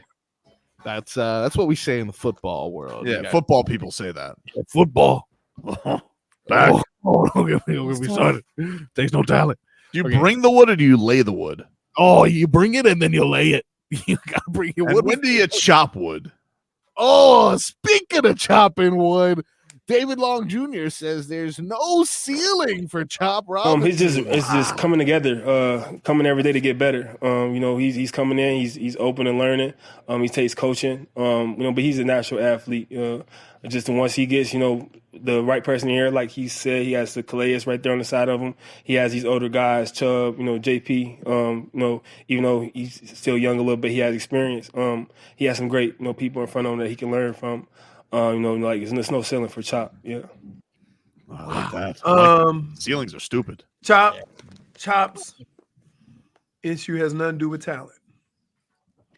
When you set the edge, that's a 1-2 thing. Yeah. That's a 1-2 thing. Takes no talent. Get out there. You Put bring your body back. in harm. You're putting your body in harm's way. By the way, Yep. this weather is like a South Florida beach condition. We call that, you go to the beach, you look at all the women, and you say, there's a rumble in the jungle. Your Dolphins captains, by the way, Tua, Jalen Ramsey, Cheetah, David Long, Alec Ingold, Teron Armstead, Zach Sieler, Calais Campbell. Nice. The 30 group. A lot of old guys, yeah. I think Tua's young. Tua's young. Tua, yeah. That's kind of it. Everybody else is old. David Long's. I think David Long's young. Yeah. Fairly young, not super young. Yeah. I tell you what, that Buc-ee's bag is crinkly. It is good. I can tell. What do you? What else you got, Marcos? Unfortunately, we have some beef between two Dolphins captains. Oh no, it's not a good way to start. Hopefully, they're able to resolve this by the season's opener this weekend. Tyreek Hill is Tua maybe a little bit too vocal now. Well, I'm gonna keep pounding the table and keep saying that he's more vocal. Like, he's more vocal in the huddle. He's more vocal in the locker room. He's vocal everywhere. Like, everywhere I walk inside of this building, like, you're gonna hear Tua mouth. Like, to the point where I'm like, I wish you shut up now. So, yeah, he's been great though. Tua's a great teammate, man. And like I said, he does a great job of just over communicating to all the wideouts. Like, even if it is a good rep or bad rep, he's always coming up to us, like, making sure that, like, we see that route or that play the same as him. Like, and he does that with everybody on the offense. Like, which I think is a great thing. Versus when I first came in here, we'll run a play, and then it'll be like, damn, where Tua at? I need to go talk to him about this play. Versus now he's coming to find you. So it's a beautiful thing to see, man. Like, same thing like Pat used to do back in KC, like making sure that guys see it the same as him. So it's great. I mean, look, doesn't that come with maturity and, kind of growing in that role? Very mature. I think one of the most mature things that Tua did was mature. Is don't vote for me for captain. Right? That was more mature than what he's doing now. That was I don't even think he said don't vote for me. I don't even think he threw his hat in the ring for that. Right. Those captains stunk. Jesse Davis. Oof. Remember him? Not good. Wait, do you realize your ability to play doesn't make you determine whether you're a good leader or not? These captains would say different. True. I like Mike McDaniel's method of best players are the captains. It makes sense, doesn't it? I like it. That's me, just me. Maybe you have one intangibles in there, a real try-hard guy. You got to have John Denny in there, but everyone else. Gotta have John Denny. I do know what he's talking about. Like, if you ever do have somebody, you're like, that guy's kind of quiet. And then, you get him, yeah, you're like, all right, big mistake. Liked him better when he was quiet. Like kind of when you started shadow boxing when we were walking through the casino. Dude, that would be it would always be one of the funniest things because it caught me off guard. I'm like, hey, do I need to put my dukes up? What we doing? What's going on? It was just like he was working the bag. He was fighting us. He was working the bag, and I'm like, but still not as crazy as being followed around Vegas by a mariachi band. I know. I'll tell you what, that in a couple of weeks, that UFC and Canelo in one weekend, that's going to be in the same, the same town. Yeah. Still think got time for one more? Yeah, we got time. We got time for one more. We got time for two more if you want. Two more. All right. Well, gentlemen, we've seen it for years as the Canes have been on a slump. What does every other team do when they score the Miami Hurricanes? They throw the U down. I hate that. We turn the U down. Oh, so we had a lot of choppers. Real interesting. Not sure if you guys saw this weekend following the victory for the Canes. Old Cristobal seemed to be break the chump! He broke that chump. Wow! Broke that jaw right over his knee. Yeah, dude. Wow. He was on the way out. On the way out. Take some of that. Yeah, I like that. Get out of here. We actually hear from Coach Cristobal. This is what he had to say on breaking the Gators. I don't remember much of any of that stuff. I'm happy for our fans. I think Miami has gotten off to a good start this season. That's why y'all get along. And Miami has been through a lot over the course of 20 years. And it's the major reason why, when I was granted the blessing of the opportunity, was the number one, and there wasn't really a second reason of why choosing to come to Miami. That was always the most important thing. I think cameras are a little bit too intrusive. I think the football world has been deprived of, moments that you have to yourself. You know what I mean? Like, there's always a camera in a locker room. There's this. It's like, man, come on, get out. Like, this is not you. I'm just saying in general.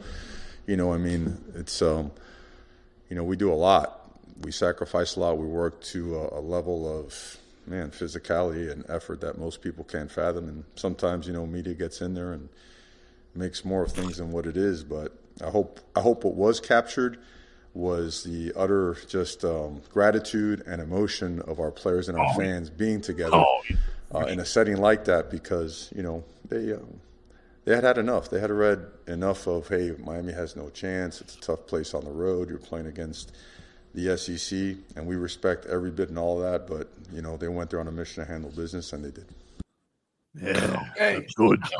And I tell you, how's that me? Did you see how he wiggled away from video damn evidence? That's what you do. You blame the cameras. Right.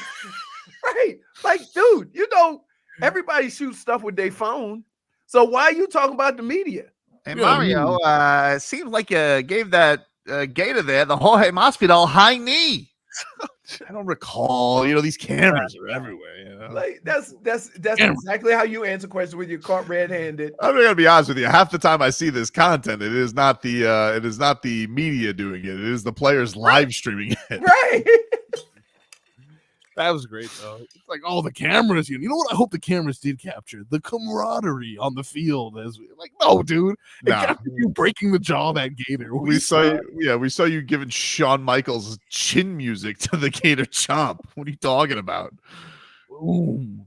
He's intense. He deserves it. Like, listen, obviously a very frustrating year. The first couple of years, the no knee, the loss to Middle Tennessee State, got lost to Rutgers in a damn baseball stadium. Okay. That was well deserved, and I'm glad that they have that moment. And yeah, this feels awesome. This feels like real hope. That quarterback, wow, he's good, and he had time. He had a ton of time. I thought they challenged at the young secondary. Everybody was talking bleep on them. What about them guys up front? Monsters, goodness, physicality, and they killed that quarterback. Killed him. So glad after they brought, when you're losing like bad, they go, come on, put the young guy in. Yeah. Put him in. Oh, they put him. Well, he had no choice. The guy got turned into an accordion. This is the guy that told Ja'Cory Harris, "What should I be worried about?" What is it onomatopoeia when a word is like a sound? Yeah. That's like him. Exactly. That's also the Florida State quarterback's last name, I think. DJ Onomatopoeia. I'm not sure what his name is. Really, I will never learn it. There seems to be some chicanery going on in the world of basketball, and I'm not happy about it. Plus, we'll hear a little bit more from your Miami Dolphins as we gear up for a game week. More Goosey's coming in. Final hour of the show. Back after this.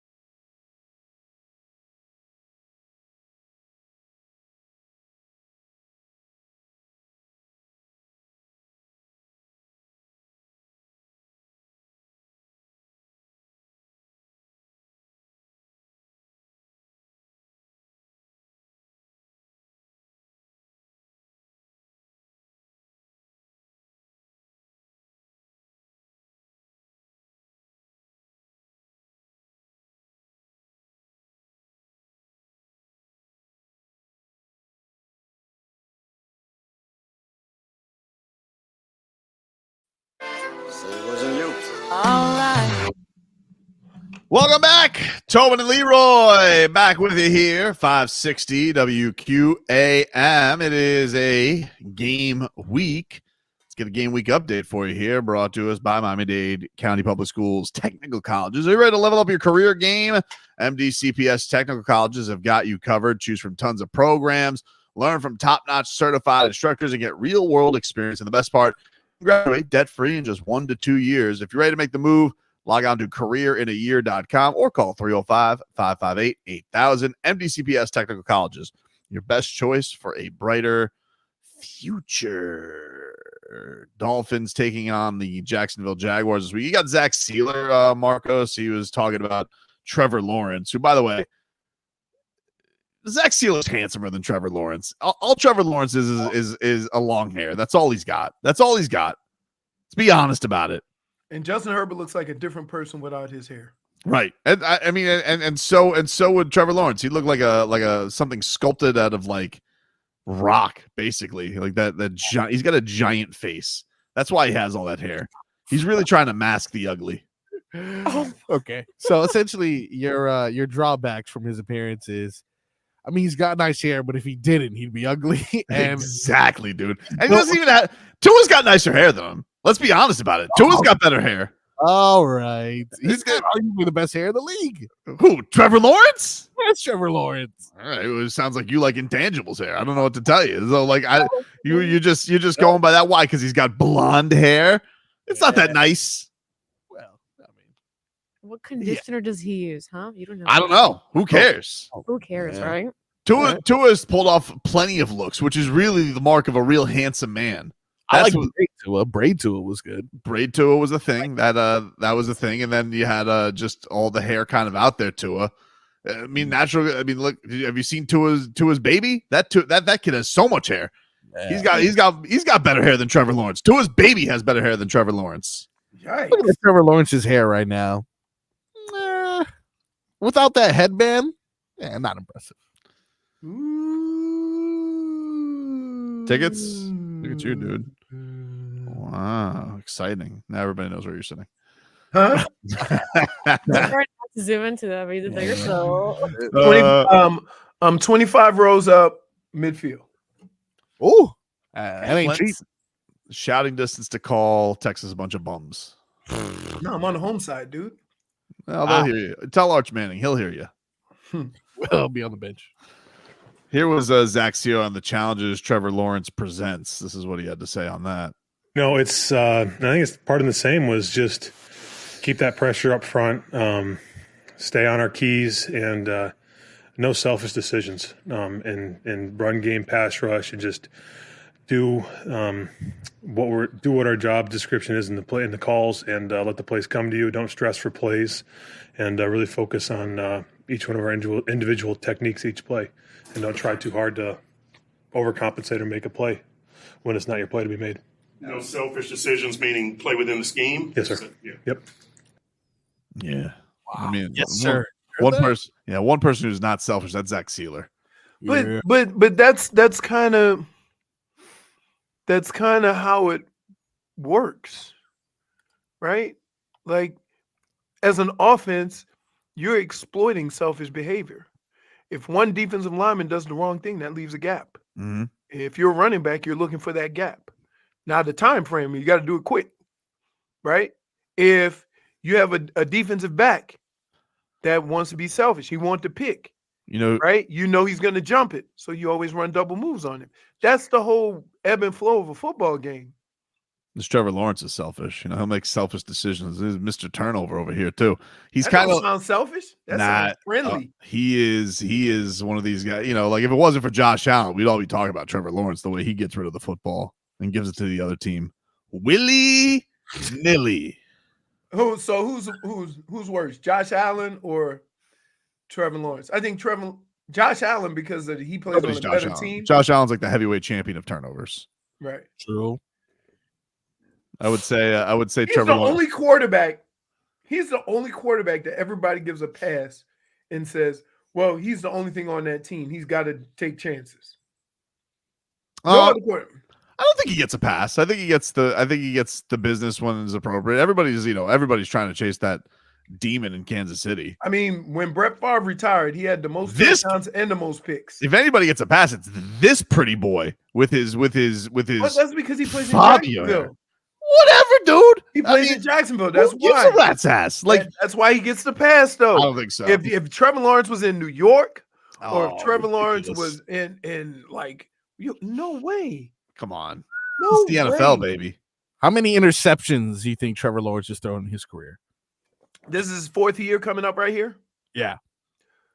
I would say average about 15, 20, this is 4th year, 3 years. I would say 45 to 50.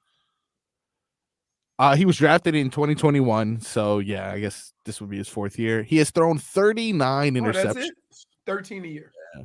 What about Tua? How many? Got the fumbles though. Like that guy goes out there. Tua's probably. Has he thrown 10 yet? Interceptions? Yeah. Yeah, he's thrown 37 of those bad boys. Ooh, really? Tua can have some bad interceptions, but that's the thing. Like, Tua will just throw to. If somebody bleeps up, I mean, Tua's just kind of throwing it in the air sometimes. Like he'll throw it to spots. He's throwing to spots. So guy, if somebody didn't get to their right spot, it could be a disaster and look really bad. Tell you what, though, 29 fumbles. Fumbles McGee, dude. This guy is Butterfingers. Who? Trevor Lawrence, dude. So he has wait. He has 39 picks. Yeah. No. Yes, he does have 39 picks, but the fumble stat I was reading, that was Tua, dude. Yeah, but Tua always gets the ball back. You know, he always gets the ball back. Marcos. Okay. He always gets the ball back. I have a question. Yes, sir. Who the hell side you on? Yeah, what are you doing? Like, what you playing Shut up, frog boy. Playing these games, these stat games with us. Frogger Lawrence. Okay, but Trevor Lawrence, 33 fumbles. How many did he lose, dude? How many did he lose? He led the league, I think, last year in lost fumbles. Butterfingers. Butterfingers indeed. Josh Allen, but see, if we said about Josh Allen, they'll say, they ask him to do much more. This guy's had a cakewalk for being some kind of a protege quarterback. This quarterback who everybody's like, oh, he's gonna be the best, and you never heard anything about him. Meanwhile, Tua looks somebody, gives him some side eye. It's a topic on first take. Taking for Trevor. What? No, it was never taken for Trevor. Okay. Oh, what you're talking No, it was always taken for Tua, for sure. Dude literally just met. He's been trying to get me the whole entire show. No, You've been trying to corral me the entire show. See how he look. Here we go. No. I want to say. Let me tell you something right now. Right now, this is you and Mario Cristobal. Y'all the same. Ever since Mario Cristobal proved me right about science, you've been trying to get me. That's what you've been doing. Science. That's what you've been trying to do. That weather thing, that's not a science thing. That's bro science. Okay. Well, not according to you got a guy. Just because you say that, but the Canes doctor and scientist said I was right. Is the Canes doctor and whatever playing? Doctor. What? Dude, if you practice in the heat and you go somewhere where it's not as hot, like yeah, science. Do you think that Trevor Lawrence has an endorsement with Land O'Lake? The butter? Yep. Oh, I know that. Butter, dude. He has the one with the fake butter. I can't believe it's not butter. Oh. Yeah, Was that what Fabio was in? What? Oh, Fabio. Yeah, what commercials did he? Didn't he do I Can't Believe It's Not Butter? When I'm thinking Fabio, didn't he do the book commercials? Not butter. Yeah, he did. He did do. Wow, handsome, this Fabio. Jeez. Yeah. Didn't Fabio just do covers for books? I don't know. I mean, like, I thought that he was like, Can't Believe It's Not Butter. I thought that was his thing. You're 100%. He is definitely in those commercials. Yeah, appropriate. Trevor Lawrence got that Fabio hair. I gotta tell you, you never cease to amaze me with some of your little tidbits of information. Thank you. Fabio did butter commercials. That wasn't on my bingo card. What is this, man? Where's this Greek god from? Jeez, Fabio. Are you still amazed at his look? Isn't he from Sweden? I have to find out. Fabio's got to be what, 55? Yeah, and well, no, now he's 65. Wow, is he? Yeah, he's Italian. He's Italian? Yeah, apparently he has citizenship in Italy and the United States. This is amazing. Yep. This is amazing that we are sitting here. Lanzoni. Hey, question. Oh yeah, born in Milan. At what point during the show did we think we were going to be going over Fabio's stats? I mean, he kind of looks like Trevor Lawrence. That's kind of what he No, looks he like. doesn't. A little bit. No, what do you mean? No, he doesn't. Like a young Fabio. Even like Fabio, if you took away his hair, kind of ugly. Like Trevor Lawrence. Oh man, look at him when he was young. Jeez, what a hunk. A hunk. That's what we use. Really? What? You think Travis Etienne is is tired of carrying Trevor Lawrence's ass since Clemson? Carrying him, dude. That's one of my breakout players to watch this year, Travis Etienne. He's gonna Are we doing Dartboard of Doom Mm. this year? Maybe. We'll see. Not until you guys pay up. I agree with that.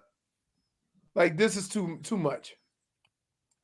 This show used to Jennifer, have honor. I'll give it Jennifer gives us that look like, oh crap. Yeah. J-Fig's like the dog poop guy. Yeah. I'm gonna deactivate everything. I won't shop for this. We believe me, we can find you we're gonna get a nice garbage can, a nice giant garbage can, fill it up with ice water.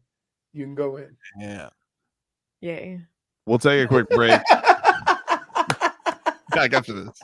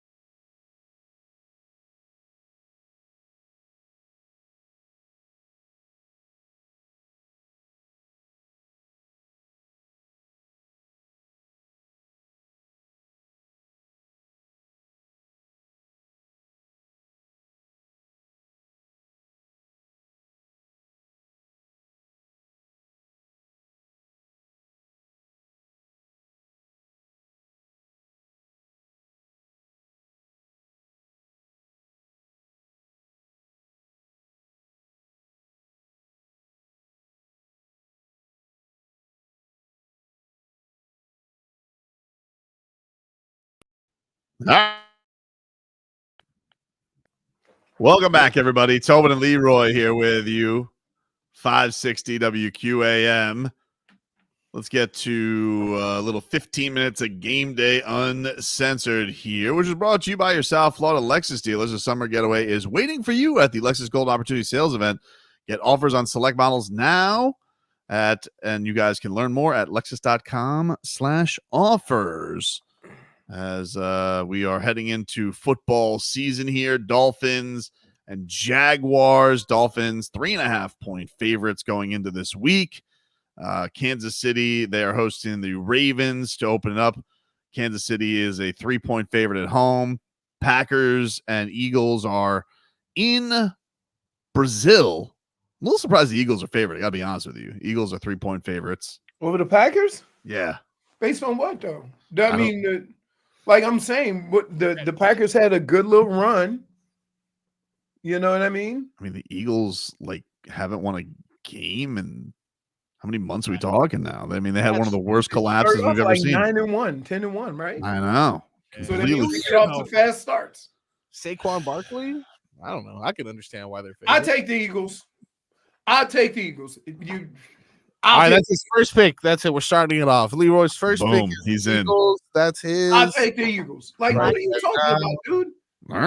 You've seen the Eagles do more winning than you have the Packers in the last 2 or 3 years. Oh, dude, it's not in Philadelphia. It's in Brazil. People don't want to be in Brazil. I know why Leroy's so passionate about the Packers. It's because they used to have Aaron Rodgers. So, of course. It all makes sense. Oh, my goodness. You got Steelers and Falcons. Well, my Packers, keep in mind, when I was in Minnesota, my Packers is your Jets. Yep. Oh, yeah, like you talk about division. Yeah, they showed you. In Cleveland, it was the Steelers. They showed you a lot of cheeks. Well, speaking of the Steelers, they are playing the Falcons. I would take the Falcons. Atlanta is a 3-point favorite there. Where they play? In Atlanta? In Atlanta. Yeah.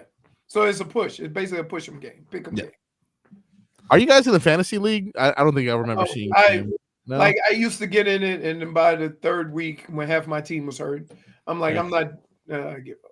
No. Yeah, Tobin, I think is the same way, right? Like you don't like keeping up with the team, so you're not in it. I'm just here to gamble every week, dude. I'm not here to nonsense. Give me my River Craycraft and Julian Hill anytime touchdowns. That's what I'm here to bet on. You still doing that, huh? Now that I got legal. You know what? We should all start an account with $100. Mm-hmm. Right? And then see who can win the most. All right, so we're trying to GoFundMe for J Fig and I. If you guys would like to start our account, so you're gonna because this is gonna be you. Slow and steady wins the race. Let me bet something that's plus 100 through the entire season. And I'm gonna go Wild Heat Coyote, and I'm gonna bet on triple doubles and 400-yard games because that's why gambling is meant for. It's meant to be fun. That's what it's meant for. To gamble. If you want to, it's not meant to win. Who am I gonna take? Trevor. It's not meant to win. Do you want to win? Who's gonna get the win? It's like this dude. They're like, hold on. Let me tell you what old jackass. Let me tell you what old Lil Tobin was doing Friday. This is you. You're a fuck. No.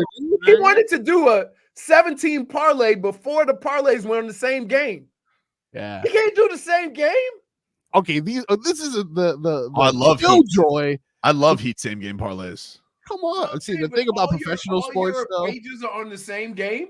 Yeah, that's why in this game whether or not There's nothing that I love more than having Bam Adebayo over 9 rebounds, Duncan Robinson over 3.5 threes, Jimmy Butler over 20 points. But then just to push it over the edge a little bit, I go Haywood Highsmith over 1.5 block steals. Oh, just to give it a little bit more. Yeah, sweetener. More value, dude. He prevented me from putting in a parlay that would have cashed because he was uncomfortable with the idea of me betting on things such as the Canes will win the first half or Canes will be first to score. All those things that happened, by the way, costed me money. Wow. Okay, I bet this right bleeping. No. Oh, you looking at chili peppers, dude? You can't look at chili peppers. This is why we can't have a group comment. I didn't know that the player props were out already. They're out already? They're out already. Julian Hill, anytime touchdown, plus 1,750. You do realize that he's not going to even be in the game. Oh, we don't know that, dude. Yes, we do. We do not know that. That's spicy. Physical. Spicy. Wow. How about that? Dave Soft says, trust your frog guts. Yeah. Malik Washington, anytime touchdown, plus 600. Huh. Durham Smythe. That's my boy. Plus 575. Come down on that. Jeff Wilson, plus 1,000. Alec Ingold, plus 1,000. Ingold. Jonnu Smith, plus 325. That's a Leroy bet. Wait, what are you doing? Yeah, we know how you bet, dude. Jonnu Smith's going to score a touchdown. We want to win. What about first touchdown? First Dolphins touchdown of the season. You guys want the action for Hard Rock? Yeah. What we got? Tyreek's the favorite, plus 575. No way. Too predictable. Mostert. 575 is not too predictable. Too predictable. Raheem Mostert, plus 600 for the first touchdown. Like Devon Achane, plus 650. What's Jonnu Smith? Jonnu Smith, first touchdown for the Dolphins, plus 1,300. Oh, it's spicy. So are we doing only props? I love props. That's my favorite. Player props. I love player props. Love player props. All right. Jalen Wright to score the first touchdown of the season. Oh my God. The rookie, Yeah. plus 3,000. Good luck with that one. What about new receiver Grant DeBose, whose Dairyland Express said would be one of the 5 players the Packers regretted giving up? Yeah. He's plus 1,300 anytime touchdown, plus 5,000 to score the first Dolphins touchdown of the season. Boy, they get you every time. I'd expect more. Who's returning kicks? They get you every time, Tobes. And then, God forbid, if they put a chili pepper next to it, All right, you Leroy, are all in. How about this? I'm in. Jonnu Smith, 2 or more touchdowns. 2 plus 7,000. Plus 2,500. That's not even a good bet. Really? That's value, It's though. pretty good. It's pretty good. It's not good value. Come on. Touchdowns, we've heard about Jonnu's package. Yeah. Okay. He can run on a reverse and then potentially get like a red zone pass. You never know. Interesting. Ooh, maybe a fake option or something. What about defensive touchdown? There's no way that's in there, right? Because I really feel like the defense, they're gonna come together. I'm looking. They need to, because Jacksonville going to try to run the crap out of the ball. Yes, a lot of ETN, but I think they have some receiving options as well, but nothing crazy. I know They're they going to have try to run the football and slow the game down and take away 1 or 2 possessions because they run the ball and run up all the clock. That's what teams going to do against Miami. They have a lot of the criticisms that Miami does. Like they have a lot of that, hold the line of scrimmage. Their line's not thought of as that great. They did bring in that ogre Mitch Morse from Buffalo. The only problem is their quarterback holds the ball a lot longer than Tua. So that puts more emphasis on that protection. Yeah, but he's also, he's definitely more mobile than Tua. Is he? No, not anymore, dude. Not anymore. You see my guy? Flies like the wind now. He also flies with the wind. Sneaky intangibles who can move. It's all 2 long strides. But make no mistake, uglier than Tua. Just ugly. Ugly guy. Hey, y'all, it wasn't me. Y'all always put that on me. It's okay. We'll allow it. I cannot wait for the Julian Hill prop to hit, dude. I am so excited. Okay, Julian. New George Kittle. They gave him the Kittle tapes. If you get the Kittle tapes, that means that you're prone for a touchdown. No one's seen it coming. We have 4 tight ends, dude. We have 4. But he's the one everyone raves about. Okay. He's the guy. All right. Tanner Connor. I know that Mike McDaniel said, he knows the playbook better than anybody. All right, the dude is made out of peanut brittle, okay? He's not making it. And then you have Jonnu. Maybe you have a little Jonnu razzle dazzle over here. Well, whoop, Julian Hill's over there. Little Tua misdirection. It's an anytime touchdown. Anytime.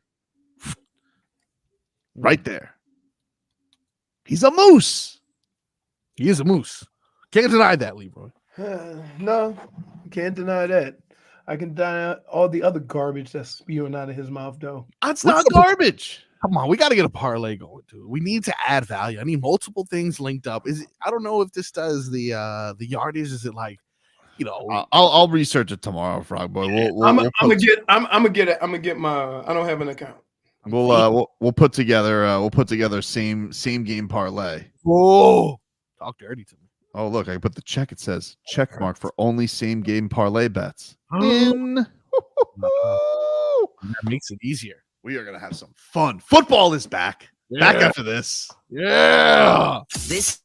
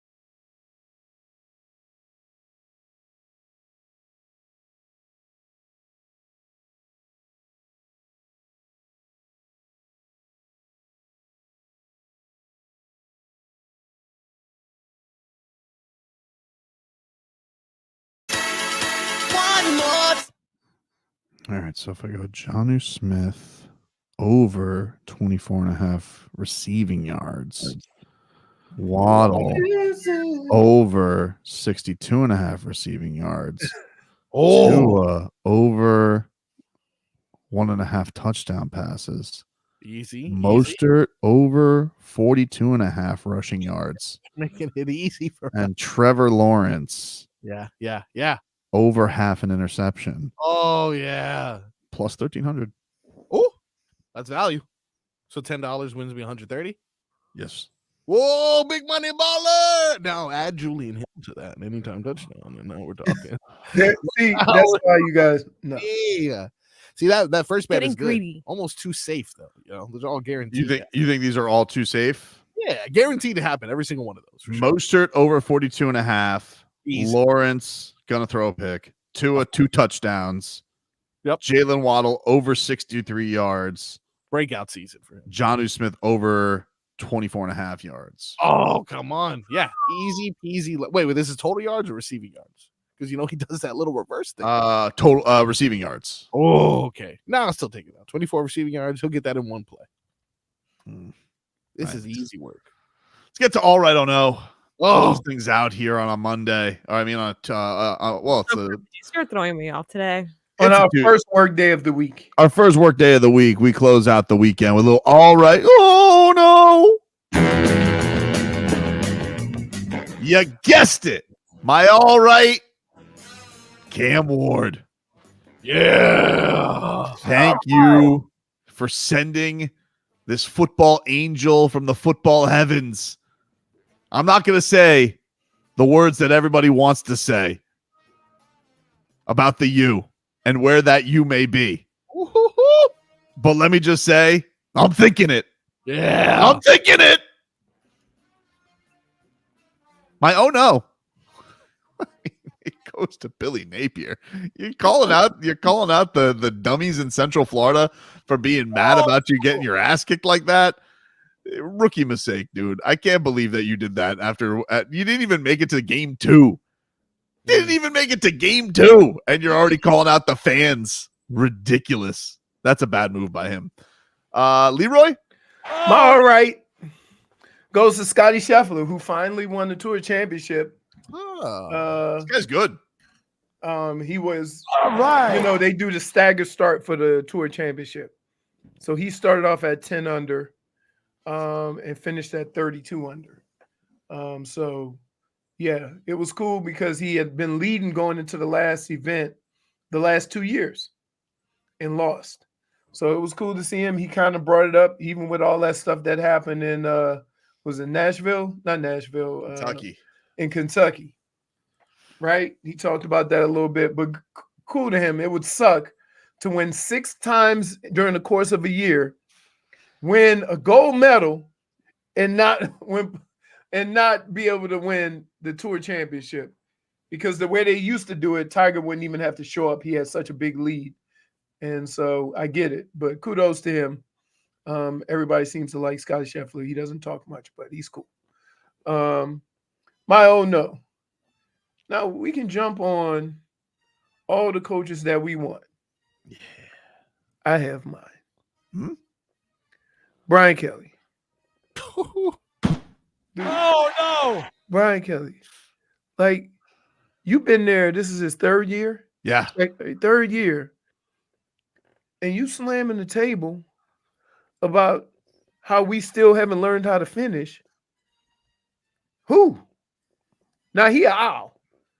You and Mario Cristobal go to the zoo. You can be the owl. He can be the mouse.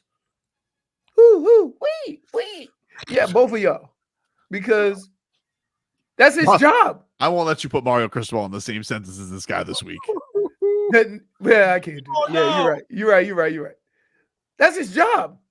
To have your guys ready. I got to do a better job. You've been there 3 years. They should know by now. Damage is done, dude. Right, exactly. And plus, I just don't like the way you came into my city trying to do a fake-ass Louisiana accent that wasn't even close. I know. You could have at least tried to sound like Ed Orgeron. That's real. Oh, I know. That's real. What do you got, Jay Fig, for your all right and oh no? So my all right goes to it being game week. I'm very excited. Yes. Finally got it back. All right. I'm so excited about game week. I'm even excited about Panthers Saints. Like that's how excited I am for football. Wow. Even Leroy's like, I even will dabble in Vikings Giants. Ugh, Oh. gross. But the only reason why you would want to see the Vikings is to see the new quarterback, and he's out for the year. So, Yep. redshirt season. Sucks for him. Game week. Very excited. I am excited. What is your oh no? My oh no goes to this really bad weather this weekend, ruining Labor Day weekend. I don't like it. There was a lot of rain. It didn't stop by my end. It was just constant. A lot of thunder, a lot of lightning. I don't like it. This is not how I want to spend my days. Somebody call up Blind Melon. Okay. All right, guys. What do you mean? Oh, okay. You want no rain? Oh no. It's Leroy. -1. I agree. His face said it up. Is Third Eye Blind the one that sings "Save Tonight"? Say, is that it? No. You said Blind Melon, not Third Eye Blind. I did not say Oh. Blind Melon. All I can say is that my life is pretty plain. Oh.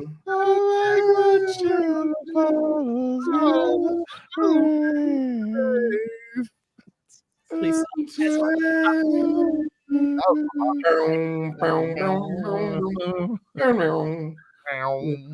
What do you got, Frog Boy? My all right goes to the king, the champion, the greatest to ever do it, arguably the greatest athlete of our time. Everyone knows who I'm talking about, of course. Cam Ward. Joey Chestnut. Oh, yeah. I felt like there was no buzz about this yesterday. Zero buzz. I just found out after he won. I was like, oh, okay. Well, I mean, this is what costed him an appearance at the Nathan's hot dog eating contest. This was what essentially took the GOAT from his own sport, and not one person knew about this, I don't think. What I'm referencing is Kobayashi versus Joey Chestnut. He smoked Kobayashi, though, yeah? Yes, it was not as close as one would think. Kobayashi had an impressive 66 hot dogs in the 10-minute time, but it was nothing compared to Joey Chestnut's 83. Wow. My stomach hurts just from hearing that. What was the record? From even looking at the that is the record, I preview. believe. I think he smashed his own record. No, I know, but do you remember what the record was? I feel like it was in the 70s. I'm not sure. Good question. I know it was done. I feel like every year he like breaks his own record. He's like Usain Bolt. But yeah, essentially. But Usain Bolt was doing it strategically, though. You know, he was trying to earn the check every time. Let's see. Joey Chestnut hot dog. Can I write glizzy? Is that acceptable? Hot dog. Hey, can I just say this? 76. I want to kick anybody in the junk that says glizzy. Glizzy. All right. Where the hell did that come from? The kids. I don't know. New York. Like, no, nobody wants I want a hot dog, dude. It's a hot dog. Gotta sound cool though. No, hot dog. How cool could it be? Hot dog. Gotta get the glizzy. Stop. What is your oh no? My oh no, and usually when I bring up extra shenanigans at a baseball game, it's always a fight of some sort that I'm interested in. This specific time, and again, you know, just still learning these copyright laws. Didn't get the clip. Am I allowed? I wouldn't be allowed to get the clip, right? I don't know. It's shaky. So I got the MLB. It is MLB. I wouldn't do it, dude. I didn't. No, you see, this time I wasn't sure. Marcos. No, I didn't. I promise. Instead, I have a Behave. picture here. This is of, you know, normally would be an excellent play by the Twins. Trevor Larnach, apparently. Normally would be a good play. Home run, line drive, home run. A real piss whistle, as Tobin would say. Unfortunately, nothing makes Jennifer feel more uncomfortable. She just goes. Well, that missile that was sent into center field unfortunately knocked a fan out. Oh no! Completely knocks a fan unconscious. It was the second inning. Can I ask a question? Yep. You were at a baseball game. Yes. to watch baseball being played. Correct. You had plenty of time to get out of that baseball's way. I don't know if it was plenty of time. That ball was going 112 miles per hour. Apparently. It was still going from what, It's faster 400 than feet most away? on the highway. Yeah, essentially 400 feet away. Yeah, but it was going fast though. That's okay. He could have been looking at 400 feet. If you weren't paying attention, it's the only way you could get it. Yeah, he might not have been paying My attention. problem is just looking at this, the old man standing next to that person is going, "Why didn't you move?" What if he was eating a glizzy? Oh, yeah, ordering He him. looked- Let me get a beer. All right, so here's what I just watched the video of it. Here's what happens, Leroy. This thing is a real piss whistle. Okay, it's a rocket. And Send it to me. Send it to me. my man tried to he tried to stand up and catch it barehanded Okay, on the that's fly. all right. And There we go. It snuck through the hands, and he went. So it wasn't that he couldn't see it. He tried to play hero ball. He tried to play MLB player, right? He tried to be cool in front of all them people. I mean, He you got just his dropped ass the ball, knocked. you know? It got his. Hold on, we need live. I'm sending it to you. I'm sending it to you right live, now. It's an incredible video. I'm telling you. I'm gonna keep it real. He what's up. he got blasted. He got absolutely blasted. I just sent it, but it All was, right, here we go. Here we go. Here we go. It's rough. I mean, he did his best. What else are you supposed to do? But it is. I mean, the guy hit an absolute missile to this guy, and he tried to.